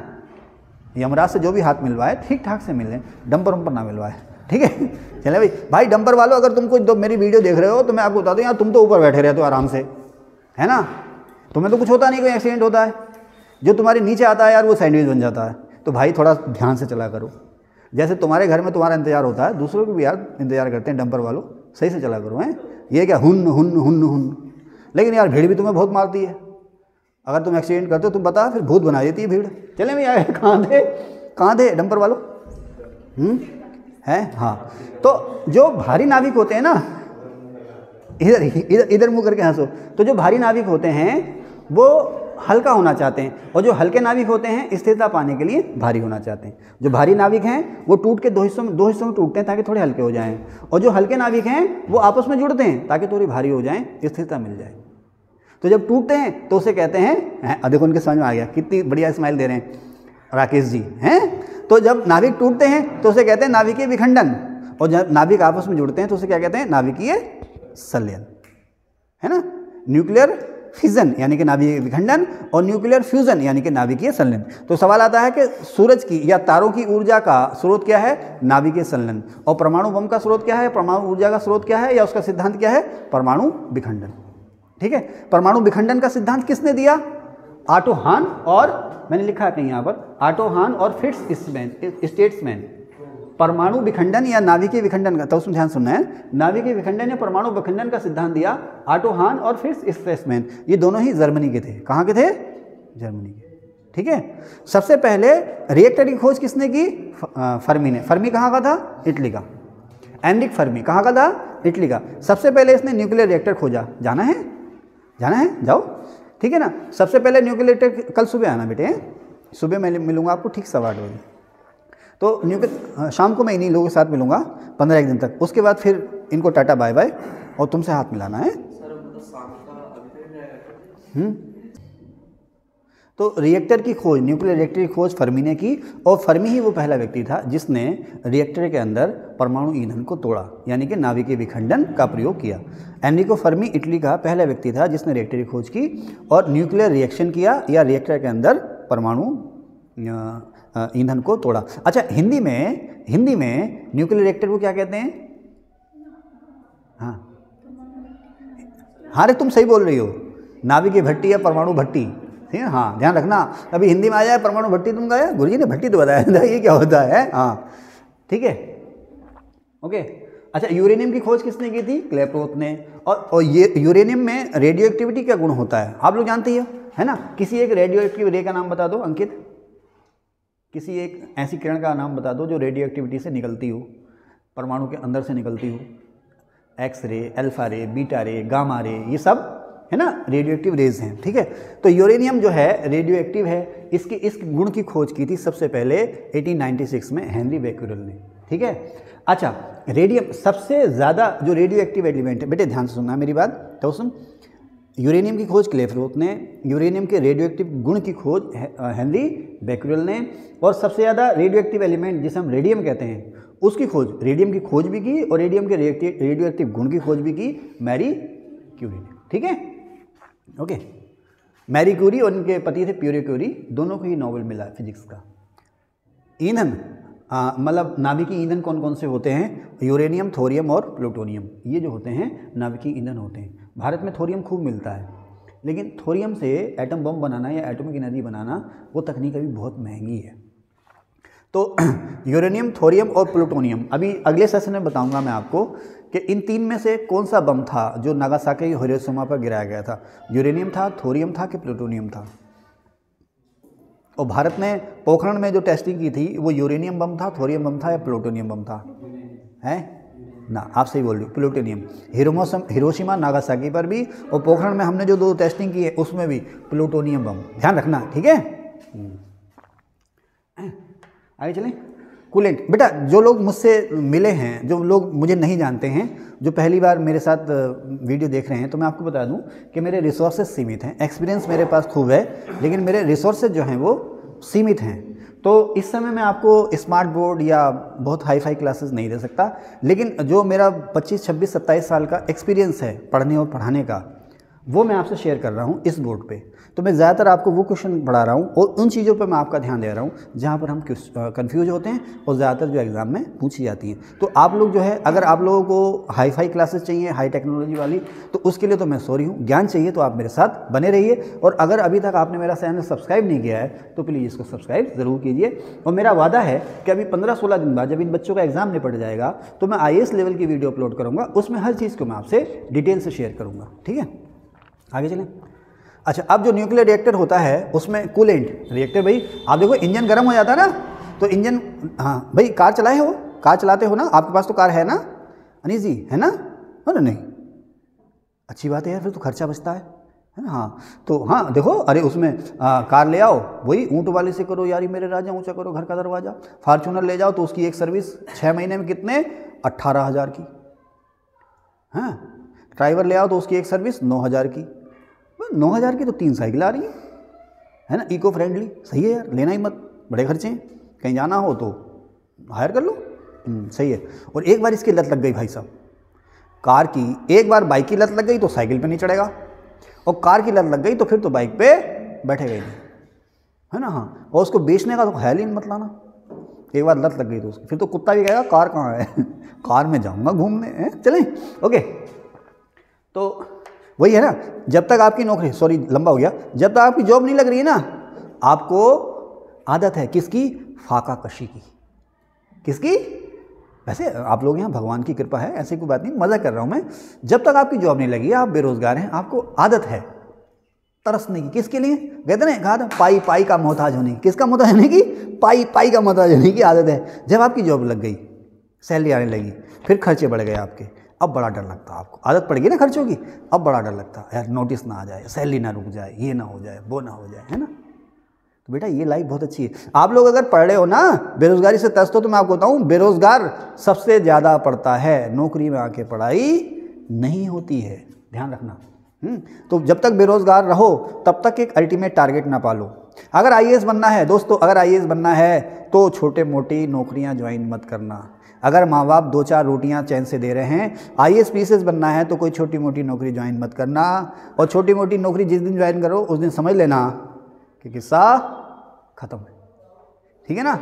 हालांकि एक्सेप्शन भी हैं, लेकिन आप ये समझ लेना फिर किस्सा खत्म है। तो रिएक्टर गर्म हो जाता, जैसे गाड़ी गर्म हो जाती चल देते हैं तो उसमें कूलेंट डालते हैं। तो जो न्यूक्लियर रिएक्टर होते हैं उसको ठंडा करने के लिए हम लिक्विड सोडियम या सिंपल वाटर या हेवी, सिंपल वाटर जो हम पी रहे हैं हम लोग, है ना, ये वाला पानी। अब आमतौर पर बहुत सारे रिएक्टर जो है ना समंदर के किनारे हैं, तो क्योंकि रिएक्टर को ठंडा करने के लिए बहुत सारा पानी चाहिए। तो ये पड़ा तो है समंदर उसमें, जैसे फुकुशिमा दाइची, सोनू भाई बता देंगे क्या है फुकुशिमा दाइची।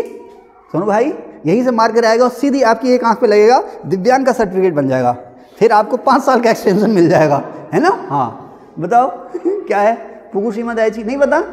वेरी गुड, तुम रुक जाओ, तुम पता है तब उसमें बताएंगे, बताएं।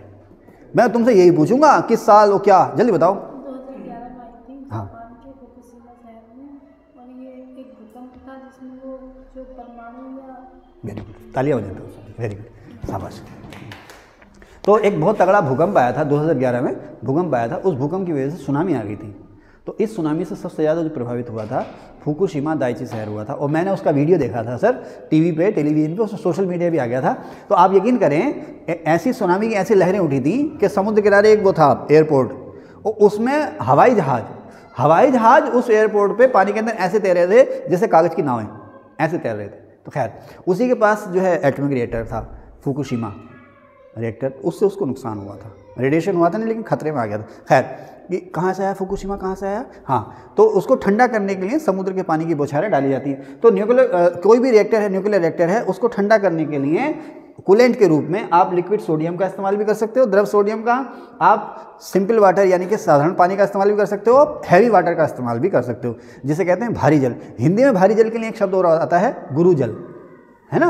अभी ये हैवी वाटर या गुरु जल क्या है मैं आपको अगली क्लास में इसके अलग से बताऊंगा। ओके, कंट्रोल रोड्स, नियंत्रक छड़ें। रिएक्टर के अंदर ना कुछ रोड होती हैं जो उसको अंदर बाहर कर सकती हैं।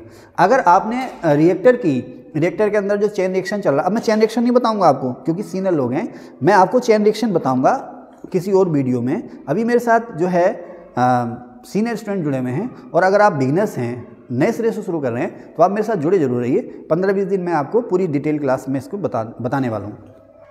तो रिएक्टर है, रिएक्टर के अंदर छड़ें हैं, तो उन छड़ों का क्या काम होता है, वो न्यूट्रॉन को सोखती हैं। न्यूट्रॉन के लिए किसका काम करती हैं, पिछली क्लास में मैंने बताया भी था आपको ऑफलाइन क्लास में, जहर का काम करती हैं। तो अगर आपने रिएक्टर की स्पीड कम करनी है तो उन छड़ों को अंदर कर दीजिए, और स्पीड बढ़ानी है तो उन छड़ों को बाहर खींच लीजिए। तो इन्हें हम कहते हैं कंट्रोल रोड्स या नियंत्रक छड़ें। किसकी बनी होती हैं ये?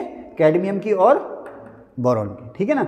फिर एक होता है मॉडरेटर या मंदक। मॉडरेटर या मंदक का मतलब होता है, इसका भी मतलब यही है, जो रिएक्टर है उसकी स्पीड को कम करना है या ज़्यादा करना है, मॉडरेटर या मंदक। मंदक के रूप में किसका इस्तेमाल करते हैं हम रिएक्टर में? हैवी वाटर का या ग्रेफाइट का इस्तेमाल भी कर सकते हो, और हैवी वाटर या भारी जल का इस्तेमाल भी कर सकते हो। कुछ बात समझ में आ रही है? अगर समझ में नहीं आ रही है तो बेटा घर में रिवीजन करो 15 दिन, अगर समझ में आ रही है तो कैरी ऑन करें, अगर कुछ फ़ायदा हो रहा है तो कैरी ऑन करें, नहीं तो घर में रिवीजन करें। बताएं रावी, आप बताएं, हैं ठीक हो रहा है? ओके चले, ठीक है। अब मुझे ये मेहनत ना आगे जो काहे मुस्कुरा रहे हो, ठीक है, मुझे ये जो मेहनत मैं आपके साथ कर रहा हूँ, ये मेहनत मुझे उत्तराखंड या यूपी पीसीएस के लिए नहीं करनी होगी, या आने वाला जो आईएएस का एग्ज़ाम है आपका मई जून में जो भी है, यूपी पीसीएस पर मार्च में हो रहा गया, चलो अच्छी बात है, जल्दी निपटे। तो ये मेहनत मुझे आगामी उत्तराखंड पीसीएस, यूपी पीसीएस और आईएएस के लिए नहीं करनी पड़ेगी, या स्टेट पीसीएस के लिए दोबारा से। तुम लोगों के लिए तो ये मेहनत मुझे कभी नहीं करनी पड़ेगी, और वीडियो बन गई है तो ये मेहनत मुझे अब दोबारा नहीं करनी पड़ेगी, मैं सुकून से पढ़ाऊँगा, ठीक है ना। तो ये तेज़ी से देख लीजिए, कहाँ थे रफ़ी साहब? ये गाना गा गए, तेरे इमरान जी, तेरे पास आके मेरा वक्त गुजर जाता है, 2 घड़ी के लिए गम जाने कहाँ जाता है। मेरा यही हाल कोचिंग का है, मैं जब यहाँ खड़ा होता हूँ तो मैं सब कुछ भूल जाता हूँ। मेरी तबीयत ख़राब है क्या है, जब मेरे सामने स्टूडेंट ना रिस्पॉन्स देते हैं ना, ऐसा लगता है मुस्कुराते चेहरे बता देते हैं कि हाँ समझ में आ रहा, और जहाँ हाँ कुछ समझ में नहीं आ रहा भाई। तो मतलब मुस्कुराते चेहरे मेरे पास बैठे हों, मेरे पास स्टूडेंट सामने बैठे हों, मैं अकेले वीडियो नहीं बना सकता सर। अकेले वीडियो बनाना मेरे लिए ऐसा हो जाएगा जैसे मैं किसी की अंतिम यात्रा में जा रहा हूँ, मुझे मज़ा ही नहीं आता जब तक 4 लोग मेरे सामने ना बैठे हों, मुझे मज़ा नहीं आता।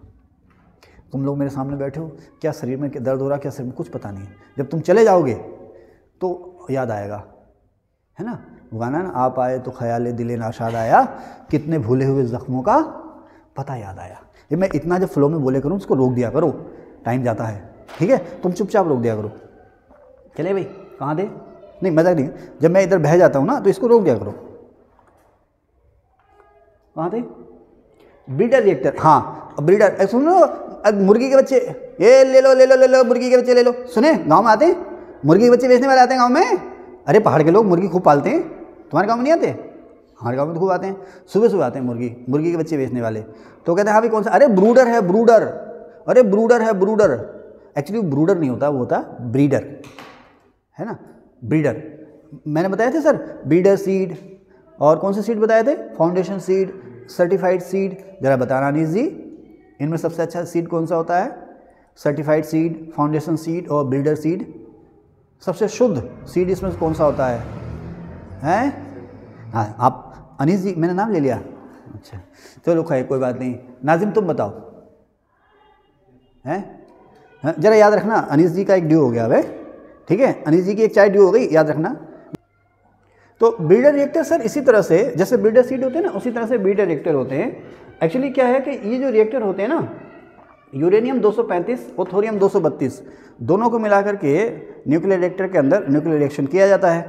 तो जितना ईंधन ये खपत करते हैं उससे कहीं ज़्यादा यूरेनियम 233 ये प्रोड्यूस करते हैं। एक्चुअली जो है ये थोरियम 232 जो है यूरेनियम 233 बदल जाता।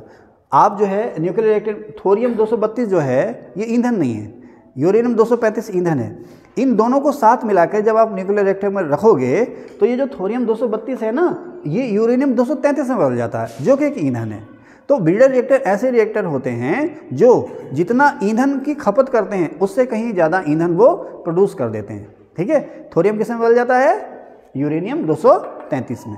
यूरेनियम 235, 233 और 238, यूरेनियम के 3 आइसोटोप है ना, यूरेनियम 238, 235 और 233। इसमें सबसे ज़्यादा कौन सा होता है, यूरेनियम 238 सबसे ज़्यादा होता है, लगभग 99% के आसपास। लेकिन ये ईंधन नहीं है, बदकिस्मती ये है कि ईंधन नहीं है। अब सुनो, लेकिन यूरेनियम 238 को यूरेनियम 235 में बदला जा सकता है। वो तकनीक बहुत महंगी और बहुत क्लिष्ट है। देखो यूरेनियम में उसके 3 आइसोटोप होते हैं, 233, 232 और 233, 235 और 238।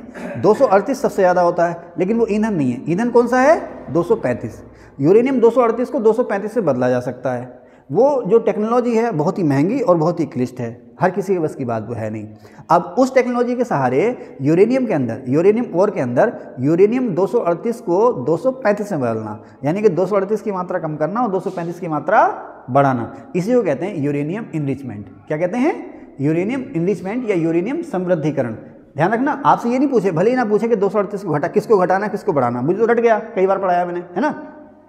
तो यूरेनियम समृद्धिकरण का मतलब ये है कि खास किस्म के आइसोटोप को यूरेनियम ओर के अंदर बढ़ाना, जिससे कि वो ईंधन के रूप में काम करने लगे। तो जिस दिन या जिस समय यूरेनियम एस्क में यूरेनियम 235 की मात्रा 20% या उससे ज़्यादा हो जाती है, 20% या उससे ज़्यादा हो जाती है, वो जो और है किस में काम आ सकता है, वो ईंधन में काम आ सकता है। चाहे उससे बिजली बना लो, चाहे उससे बम बना लो। अब जैसे ईरान है, तो ईरान ने ये क्षमता हासिल कर ली है, ईरान ने ये क्षमता हासिल कर ली है। कोई भी देश है, जिस दिन उसने ये क्षमता हासिल कर ली, बम बन गया उसका। रिएक्टर बनाना बहुत आसान है, सबसे ज़्यादा मुश्किल जो है यही टेक्नोलॉजी, किसकी, इनरिचमेंट की। ओके चलें साहब। अब एक होता है FBR, fast breeder reactor, FBR, या एक होता है TBR, टेस्ट रिएक्टर। TR यानी कि टेस्ट रिएक्टर, है ना। भारत का पहला टेस्ट रिएक्टर कौन सा था, भारत का पहला परमाणु रिएक्टर, भारत का पहला परमाणु रिएक्टर आप लोग ही बताइए मुझे, मैं आप लोगों को बात बताऊंगा, आप लोग जो है कमेंट कीजिए। भारत का पहला सुनो, भारत का पहला एनर्जी रिएक्टर, भारत का पहला टेस्ट रिएक्टर, ये सब कमेंट करके मुझे बताइए आप। पहला फास्ट ब्रीडर रिएक्टर भारत का पहला एनर्जी रिएक्टर और भारत का पहला टेस्ट रिएक्टर, ये क्वेश्चन तो पूछेगा आपसे भाई। ये तो सभी को पता है कि पोखरण में 2 बार ब्लास्ट हुए, एक 74 में और एक किसमें, नहीं एक, हाँ 74 में तो हुआ, पहला 74 में, दूसरा 98 में, है ना। ऑपरेशन बुद्धा, ऑपरेशन अग्नि, और पता नहीं ऑपरेशन शक्ति दूसरा वाला था, वाजपेयी जी के समय में हुआ, राजा रमन्ना परमाणु बम के जनक थे। ये सवाल तो सभी को पता, और अगर ये सवाल भी आपको पता नहीं है ना तो चुपचाप दुकान खोल के बैठ जाओ। अगर आपको ये भी नहीं पता है तो आप चुपचाप दुकान खोल के बैठ जाओ, क्योंकि ये बेसिक क्वेश्चन है, ये सभी को पता होने चाहिए। और मैं पढ़ाते हुए आपको बता भी नहीं रहा हूँ, क्योंकि मैं आपको पहले बता चुका हूँ और मुझे उम्मीद है आपको ये याद है। मैं आगे की चीज़ें आपको बता रहा हूँ। मुद्दा यह है कि एडवांस चीज़ें आपको याद होनी चाहिए, है ना। आज गीता प्रियंका दोनों बहनें बहुत मुस्कुरा रही हैं, इनको बहुत समझ में आ रहा लग रहा है। ओके, तो फास्ट ब्रीडर रिएक्टर ऐसे रिएक्टर जिसमें मॉडरेटर या मंदक का इस्तेमाल नहीं होता, यानी कि एक बार इनको जब छोड़ दिया तो ये तभी खत्म होगा इसमें रिएक्शन जब इनका ईंधन खत्म हो जाएगा तेजी से। भाई मंदक का काम क्या है, रिएक्टर को कंट्रोल करना। फास्ट ब्रीडर रिएक्टर का मतलब यह है कि उसमें मॉडरेटर या मंदक का प्रयोग नहीं होता है। कचरा, आपने न्यूक्लियर रिएक्टर में ईंधन लगाया, ईंधन आपने उसमें खर्च किया, है ना, ईंधन खर्च किया। जैसे आप देखते हो ना, लकड़ी होती है ना, लकड़ी जल कोयला भई, कोयला जल भई राख, मैं पापिन ऐसी जली कोयला भई ना राख, हैं। तो लकड़ी जलती है ना, कोयला बन जाता ना। लेकिन अगर उस कोयले का इस्तेमाल भी कर सकते हो आप, लेकिन बहुत से लोग उसको कचरा समझ के फेंक देते हैं ना। तो उसी तरह से न्यूक्लियर रिएक्टर में न्यूक्लियर फ्यूल आपने इस्तेमाल किया, वो जल गया, लेकिन उसके जो बचे कुछ हिस्से होते हैं उसको हम कहते हैं कचरा। उस कचरे से फिर से आप ईंधन निकाल सकते हो, ठीक है सर। इसी को हम कहते हैं न्यूक्लियर कचरा या न्यूक्लियर वेस्ट। ई वेस्ट क्या होता है सर, इलेक्ट्रॉनिक कचरा या ई वेस्ट? हाँ है, सच में नहीं पता आपको? पता है तो बताओ, इसको पॉज करो, है ना। तो ई कचरे का मतलब क्या, आपके बहुत सारे इलेक्ट्रॉनिक गैजेट्स हैं, टीवी, कंप्यूटर, मोबाइल, यहाँ तक कि आपके जो है क्या है वो आपका एयरफोन है, छोटा आपका एयरफोन है, छोटी डिवाइस हैं आपकी, टीवी का रिमोट है, जितनी भी इलेक्ट्रॉनिक गुड्स हैं, जितनी भी इलेक्ट्रॉनिक आइटम में, इनमें सभी में चिप का इस्तेमाल होता है। सभी में तरह तरह की जो है कि मेटल्स, कुछ में पारा भी है। ऐसा तांबा तो आपके लिए हार्मफुल नहीं है, लेकिन इसमें पारा है, जिरकोनियम वगैरह कुछ हैं, तमाम तरह के इसमें धातुएँ हैं जो आपकी सेहत के लिए नुकसानदेह हैं। आपने एक बार इसको यूज़ किया, यूज़ करने के बाद आपने इसको फेंक दिया, इसी को हम कहते हैं ई कचरा या इलेक्ट्रॉनिक कचरा, ठीक है ना, ई वेस्ट। अब इसी को गवर्नमेंट कहती है भी इसका, आप कहते हैं ना 3 आर क्या है, 3 आर में क्या है अनीस भैया, 3 आर क्या होते हैं? ये पर्यावरण से लड़ने के लिए 3 आर थ्योरी, रीयूज़, रिड्यूस और रिसाइकिल, है ना। जैसे मान लीजिए आपके पास एयरफोन है, तो अब आपके पास 3 एयरफोन है, 4 एयरफोन है, 4 एयरफोन आपके पास ऑलरेडी है। आप गए मार्केट में, कुछ लोग होते हैं ना खरीदारी के शौकीन, है ना भाई, तब उसमें खरीदारी शौकीन, उसमें कोई नया मॉडल दिख गया, अरे यार ये मेरे पास क्यों नहीं है, लेके चलो, जो है ना, ये मेरे पास क्यों लेके चलो। 5 हो गए, 6ठा भी आ गया, 7वां भी आ गया, और वो कहाँ थे, वो सड़ रहे हैं, नुकसान पहुँचा रहे हैं। तो क्या ना, क्या कहते हैं वो, रिड्यूस, यानी कि जो ज़रूरतें हैं उनको घटाओ, है ना। कुछ लोग घड़ी के शौकीन हो, 4-4, 5-5 घड़ियाँ। रिड्यूस यानी कि उसकी खपत जो है वो कम से कम करो। रीयूज़ का मतलब क्या है, जैसे मान लीजिए, अच्छा ये जो आपका मोबाइल है ये काम करना बंद कर दे, इसका आप कैसे इस्तेमाल कर सकते हो, रीयूज़ कैसे कर सकते हो इसका? हाँ, कैमरे के रूप में इस्तेमाल हो सकता है, और ये किसके, कैलकुलेटर के रूप में, घड़ी के रूप में भी इस्तेमाल हो सकता है, होता है ना, अगर इसको आप सहेज के रखें। रिसाइकिल का मतलब क्या है, आया उसको आपने दे दिया, उसने इसका जो ज़रूरी सामान है वो निकाल लिया, बना के फिर से फिनिश कर दिया। रिड्यूस, रीयूज़ और रिसाइकिल, है ना। अच्छा, जलवायु परिवर्तन या पर्यावरण प्रदूषण से लड़ने का सबसे अच्छा तरीका क्या है? पर्यावरण प्रदूषण से लड़ने का सबसे अच्छा तरीका क्या है? एक हाँ, वेरी गुड, उपभोग को कम करना या ज़रूरतों को कम करना। शाबाशी दीजिए सर, ठीक है ना। हाँ ठीक है, वेरी गुड, सबसे अच्छा तरीका। ओके, जैसे मुझे ना किसी ने टोक दिया कि आप हर वीडियो में, आपके पास 3 या 4 शर्ट हैं, 1-2 स्वेटर हैं, उन्हीं में दिखाई देते हो आप हर वीडियो में, है ना। तो मैंने उससे कहा भाई मैं खरीद कर सकता हूँ, मेरी क्षमता इतनी है, मैं इन चीज़ों को खरीद सकता हूँ, किराए पे भी ले सकता हूँ, किराए पे ला के रोज़ नई वीडियो बना सकता हूँ, लेकिन मुझे इसका कोई शौक़ नहीं है। जिसने पढ़ना होगा वो, अगर मैं खाली बनियान पहन के पढ़ाऊँगा ना, कंटेंट अच्छा होगा तो वो पढ़ेगा, ठीक है ना।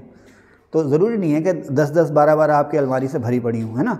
ओके, कहाँ थे, कहाँ थे बताओ।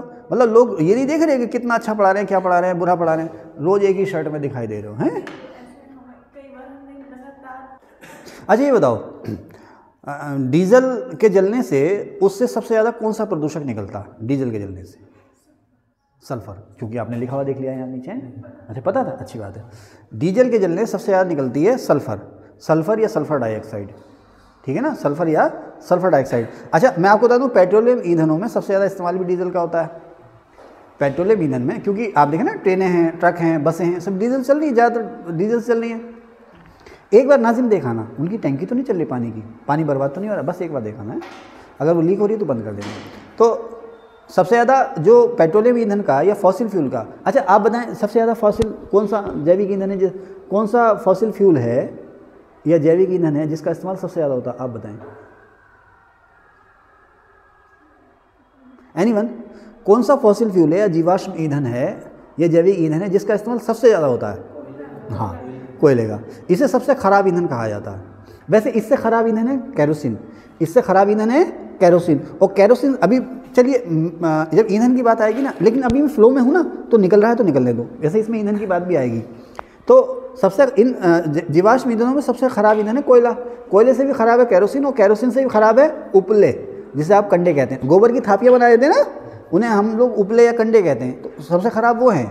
क्यों? अच्छा ख़राब और अच्छे क्या, ईंधन कौन सा अच्छा माना जाएगा? देखिए सबसे पहली बात, ईंधन वो अच्छा जो जल्दी आग पकड़ ले। ध्यान से सुनना बेटा, ध्यान से सुनना, जल्दी आग पकड़ ले, लेकिन जल्दी आग पकड़ने वाला नहीं है भड़म, ऐसा नहीं है कि इधर तीली दिखाई उधर भड़म, है ना। जल्दी आग पड़ने का मतलब वो आसानी से जल जाए, आसानी से जल जाए, और उसके बाद वो धीरे धीरे जले। धीरे धीरे जलने का मतलब समझ रहे हो, जैसे गैस होती है ना, गैस में धीरे धीरे जलता रहता है, लकड़ी आप जलाएं वो धीरे धीरे जलता रहेगा। और उधर आप पेट्रोल में आग लगा देखो, फिल्म दिखाते नहीं, वो हीरो विलेन को मारने के लिए, विलेन हीरो को मारने के लिए, पता नहीं कहाँ से अचानक उनके पास वो पेट्रोल आ जाता है, वो उसको छिड़कते हैं और फिर सिगरेट जलाते हैं और लाइटर फेंक देते हैं ले सीन में, है ना। क्या हर तीसरी चौथी फिल्म में मिल जाते हैं ना सीन, है ना, मिल जाते हैं ना। हाँ तो वो वाला ना गलत जगह आ गया, ज़्यादा तो कहीं और था, है ना। वो कयामत से कयामत फिल्म आई थी ना, उसमें आमिर खान साहब पे उदित नारायण ने गाना फिल्माया था, बैठा हूँ जिस राह में वो मेरी मंजिल नहीं।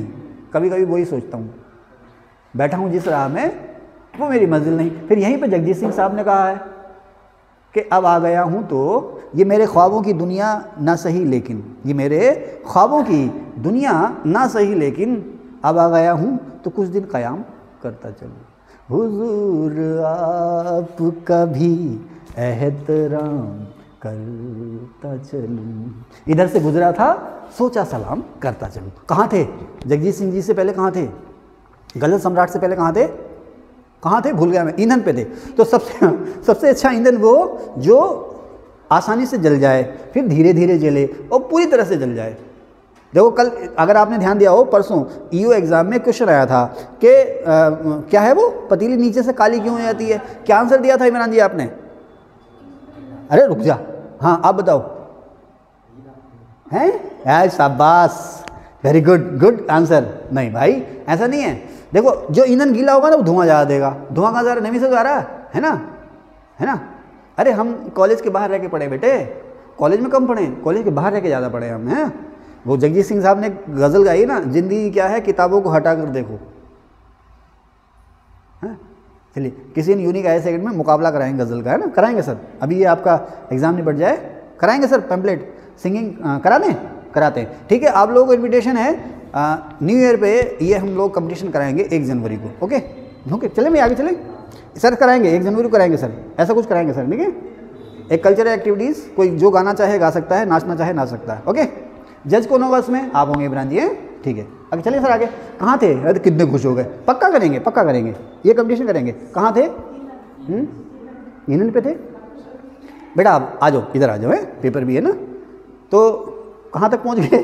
जो जल्दी आग पकड़ ले, जल्दी आग पकड़ने का मतलब भड़म ना हो जाए ना, पेट्रोल की तरह ना जले, धीरे धीरे जले, ठीक है, और पूरा जल जाए। हम उस क्वेश्चन पे थे, उसका आंसर ये था क्योंकि वो ईंधन पूरा नहीं जलता, इस वजह से कार्बन रह जाती है, राख रह जाती है, वही राख जो है उसकी तली पर जमा हो जाती है। नया सा क्वेश्चन था, लेकिन इस तरह के जो क्वेश्चन होते हैं मुझे बड़ा अच्छा लगता है, कॉन्सेप्चुअल क्वेश्चन होते हैं। अगर आपने कॉन्सेप्ट पढ़ा है कि भाई ईंधन पूरा नहीं जला, इसका मतलब राख रह गई, उस राख ने इसको काला किया।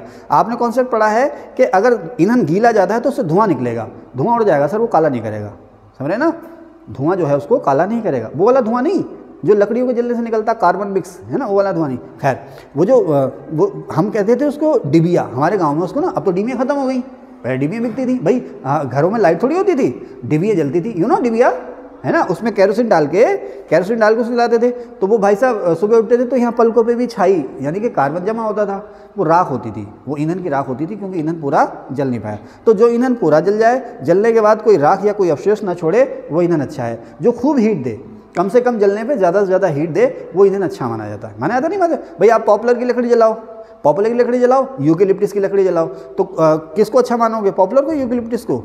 यूकेलिप्टिस, क्योंकि वो धीरे जलती है और ज़्यादा आँच देती है ना।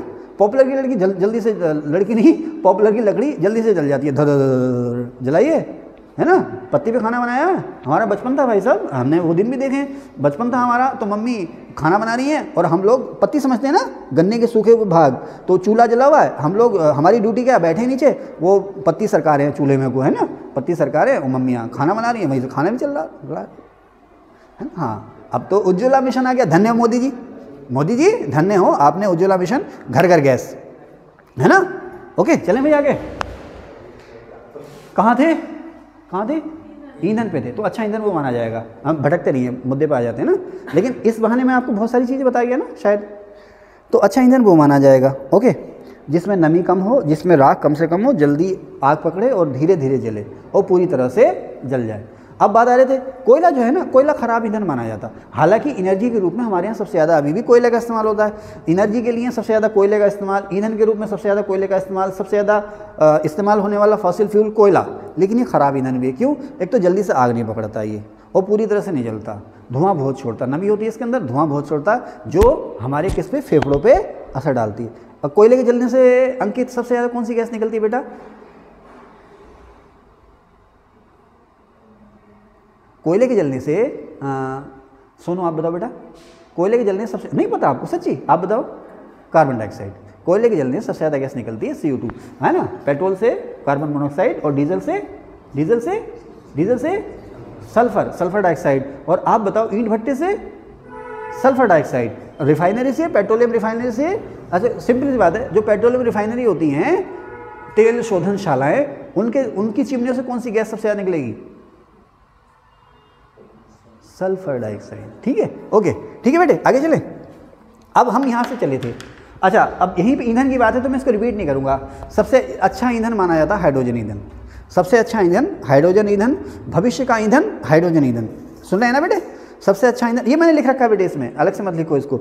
तो सबसे अच्छा ईंधन हाइड्रोजन ईंधन, क्योंकि इसका ऊष्मीय मान जो होता है वो सबसे ज़्यादा होता है। ऊष्मीय मान का मतलब कि 1 ग्राम ईंधन को आप जलाओ तो कितने कैलोरी हीट वो देगा, तो पर ग्राम ईंधन को जलाने पर हाइड्रोजन जो है वो सबसे ज़्यादा एनर्जी देता है। ठीक है, सबसे अच्छा ईंधन हाइड्रोजन, और भविष्य का ईंधन हाइड्रोजन, भविष्य की धातु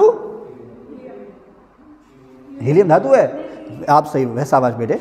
तो भविष्य की धातु यूरेनियम। ओके, भविष्य की धातु जो है यूरेनियम है। आगे चलें, हाँ यहीं पे बता दें आपको। और स्ट्रेटेजिक धातु टाइटेनियम जो होता है ना, इस्पात से ही मजबूत होता है और बहुत हल्का होता है, इससे आप लड़ाकू जहाज, मिसाइल वगैरह बना सकते हैं। चलिए आगे चलें।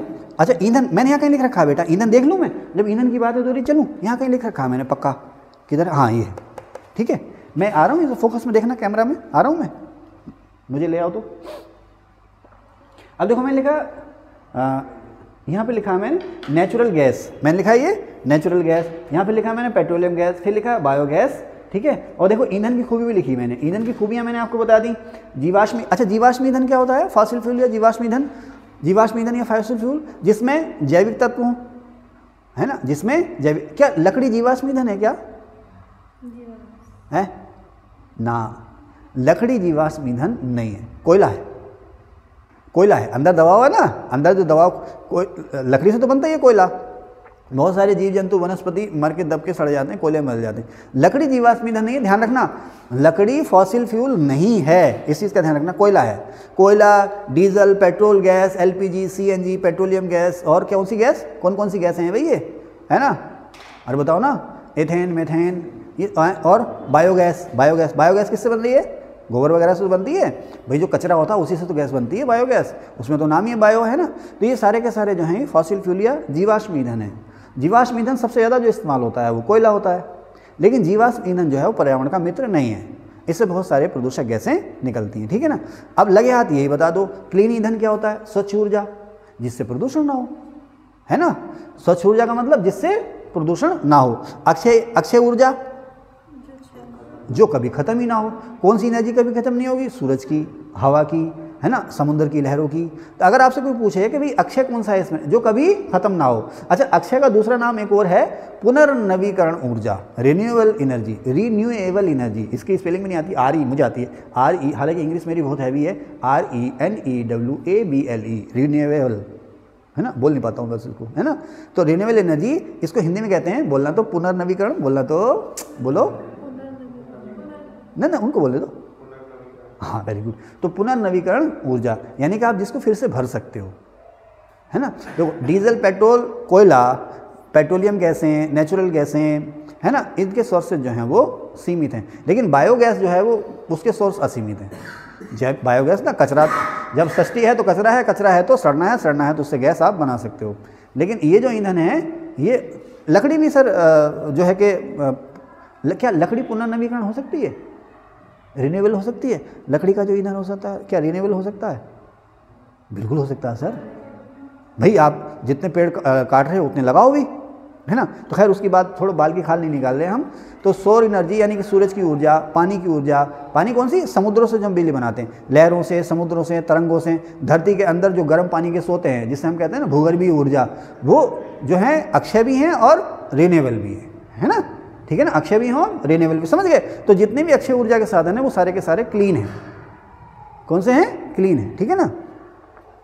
और एक टिकाऊ ईंधन, टिकाऊ ईंधन का मतलब जिसकी सप्लाई सुनिश्चित हो, है ना, जिसकी सप्लाई कभी भी रुके ना। अब यहीं पर मेरे दिमाग में खुजली हो रही है, तब उसको मुझे बताएंगी, तब उसको ऊर्जा सुरक्षा क्या है? ईंधन की सुरक्षा या ऊर्जा की सुरक्षा क्या है? जल्दी से बताओ बेटे। सुरक्षित रखने हैं भविष्य में कभी ऊर्जा, कोई बच्चा बताएगा? ऊर्जा सुरक्षा कि भारत की जो विदेश नीति है उसमें ऊर्जा सुरक्षा का मुद्दा जो है वो अहम है। इसका मतलब बेटा ये है कि हमें ईंधन किफ़ायती दरों पर मिलता रहे, लगातार मिलता रहे, उसकी सप्लाई कभी रुके ना, उसकी सप्लाई कभी रुके ना, किफ़ायती दरों पर मिलता रहे और वो कभी भी ख़त्म ना हो, इसे कहते हैं ऊर्जा सुरक्षा। तो देखो बेटा, जो नेचुरल गैस है, जिसे कहते हैं ना प्राकृतिक गैस, देखो कन्फ्यूजन होता है प्राकृतिक गैस और पेट्रोलियम गैस। तेल के कुएं होते हैं ना, वैसे कुएं नहीं होते तेल के जैसे बड़े वाले, तो छोटे छोटे पाइप डाल के ड्रिल की जाती है, उन्हें हम कहते हैं तेल के कुएं। उनसे पाइप से लगातार हम पेट्रोल निकालते रहते हैं, है ना। भाई अरब में तेल निकला, अरब की किस्मत खुल गई, नहीं तो रेगिस्तान था वहाँ पर सर, कुछ था ही नहीं, है ना, रेगिस्तान तो कुछ था ही नहीं, वहाँ से तेल की खोज हो गई। भारत फिल्म देखी थी सलमान खान की? देखी थी भारत, सलमान खान की फिल्म आई थी भारत, देखी थी? हाँ, उसकी स्टोरी में भी है, कई सारी स्टोरी थी, मतलब अजीब ही, जैसे शाहरुख खान की जवान आई तो उसमें एक साथ कई स्टोरी, एक भारत आई उसमें एक साथ कई स्टोरी, और चड्ढा जी भी कई स्टोरी बता गए ना, टेंड है अलग अलग, है ना। उससे पहले एक फिल्म आई थी करिश्मा कपूर की और शाहरुख खान की, क्या नाम था उसका? नहीं अनिल कपूर थे उसमें हीरो, छोड़ो, एक फिल्म आई थी, रेखा भी थी उसमें, महिमा चौधरी भी थी, एक ही फिल्म में कई सारी स्टोरी थी, पिट गई। कहाँ थे?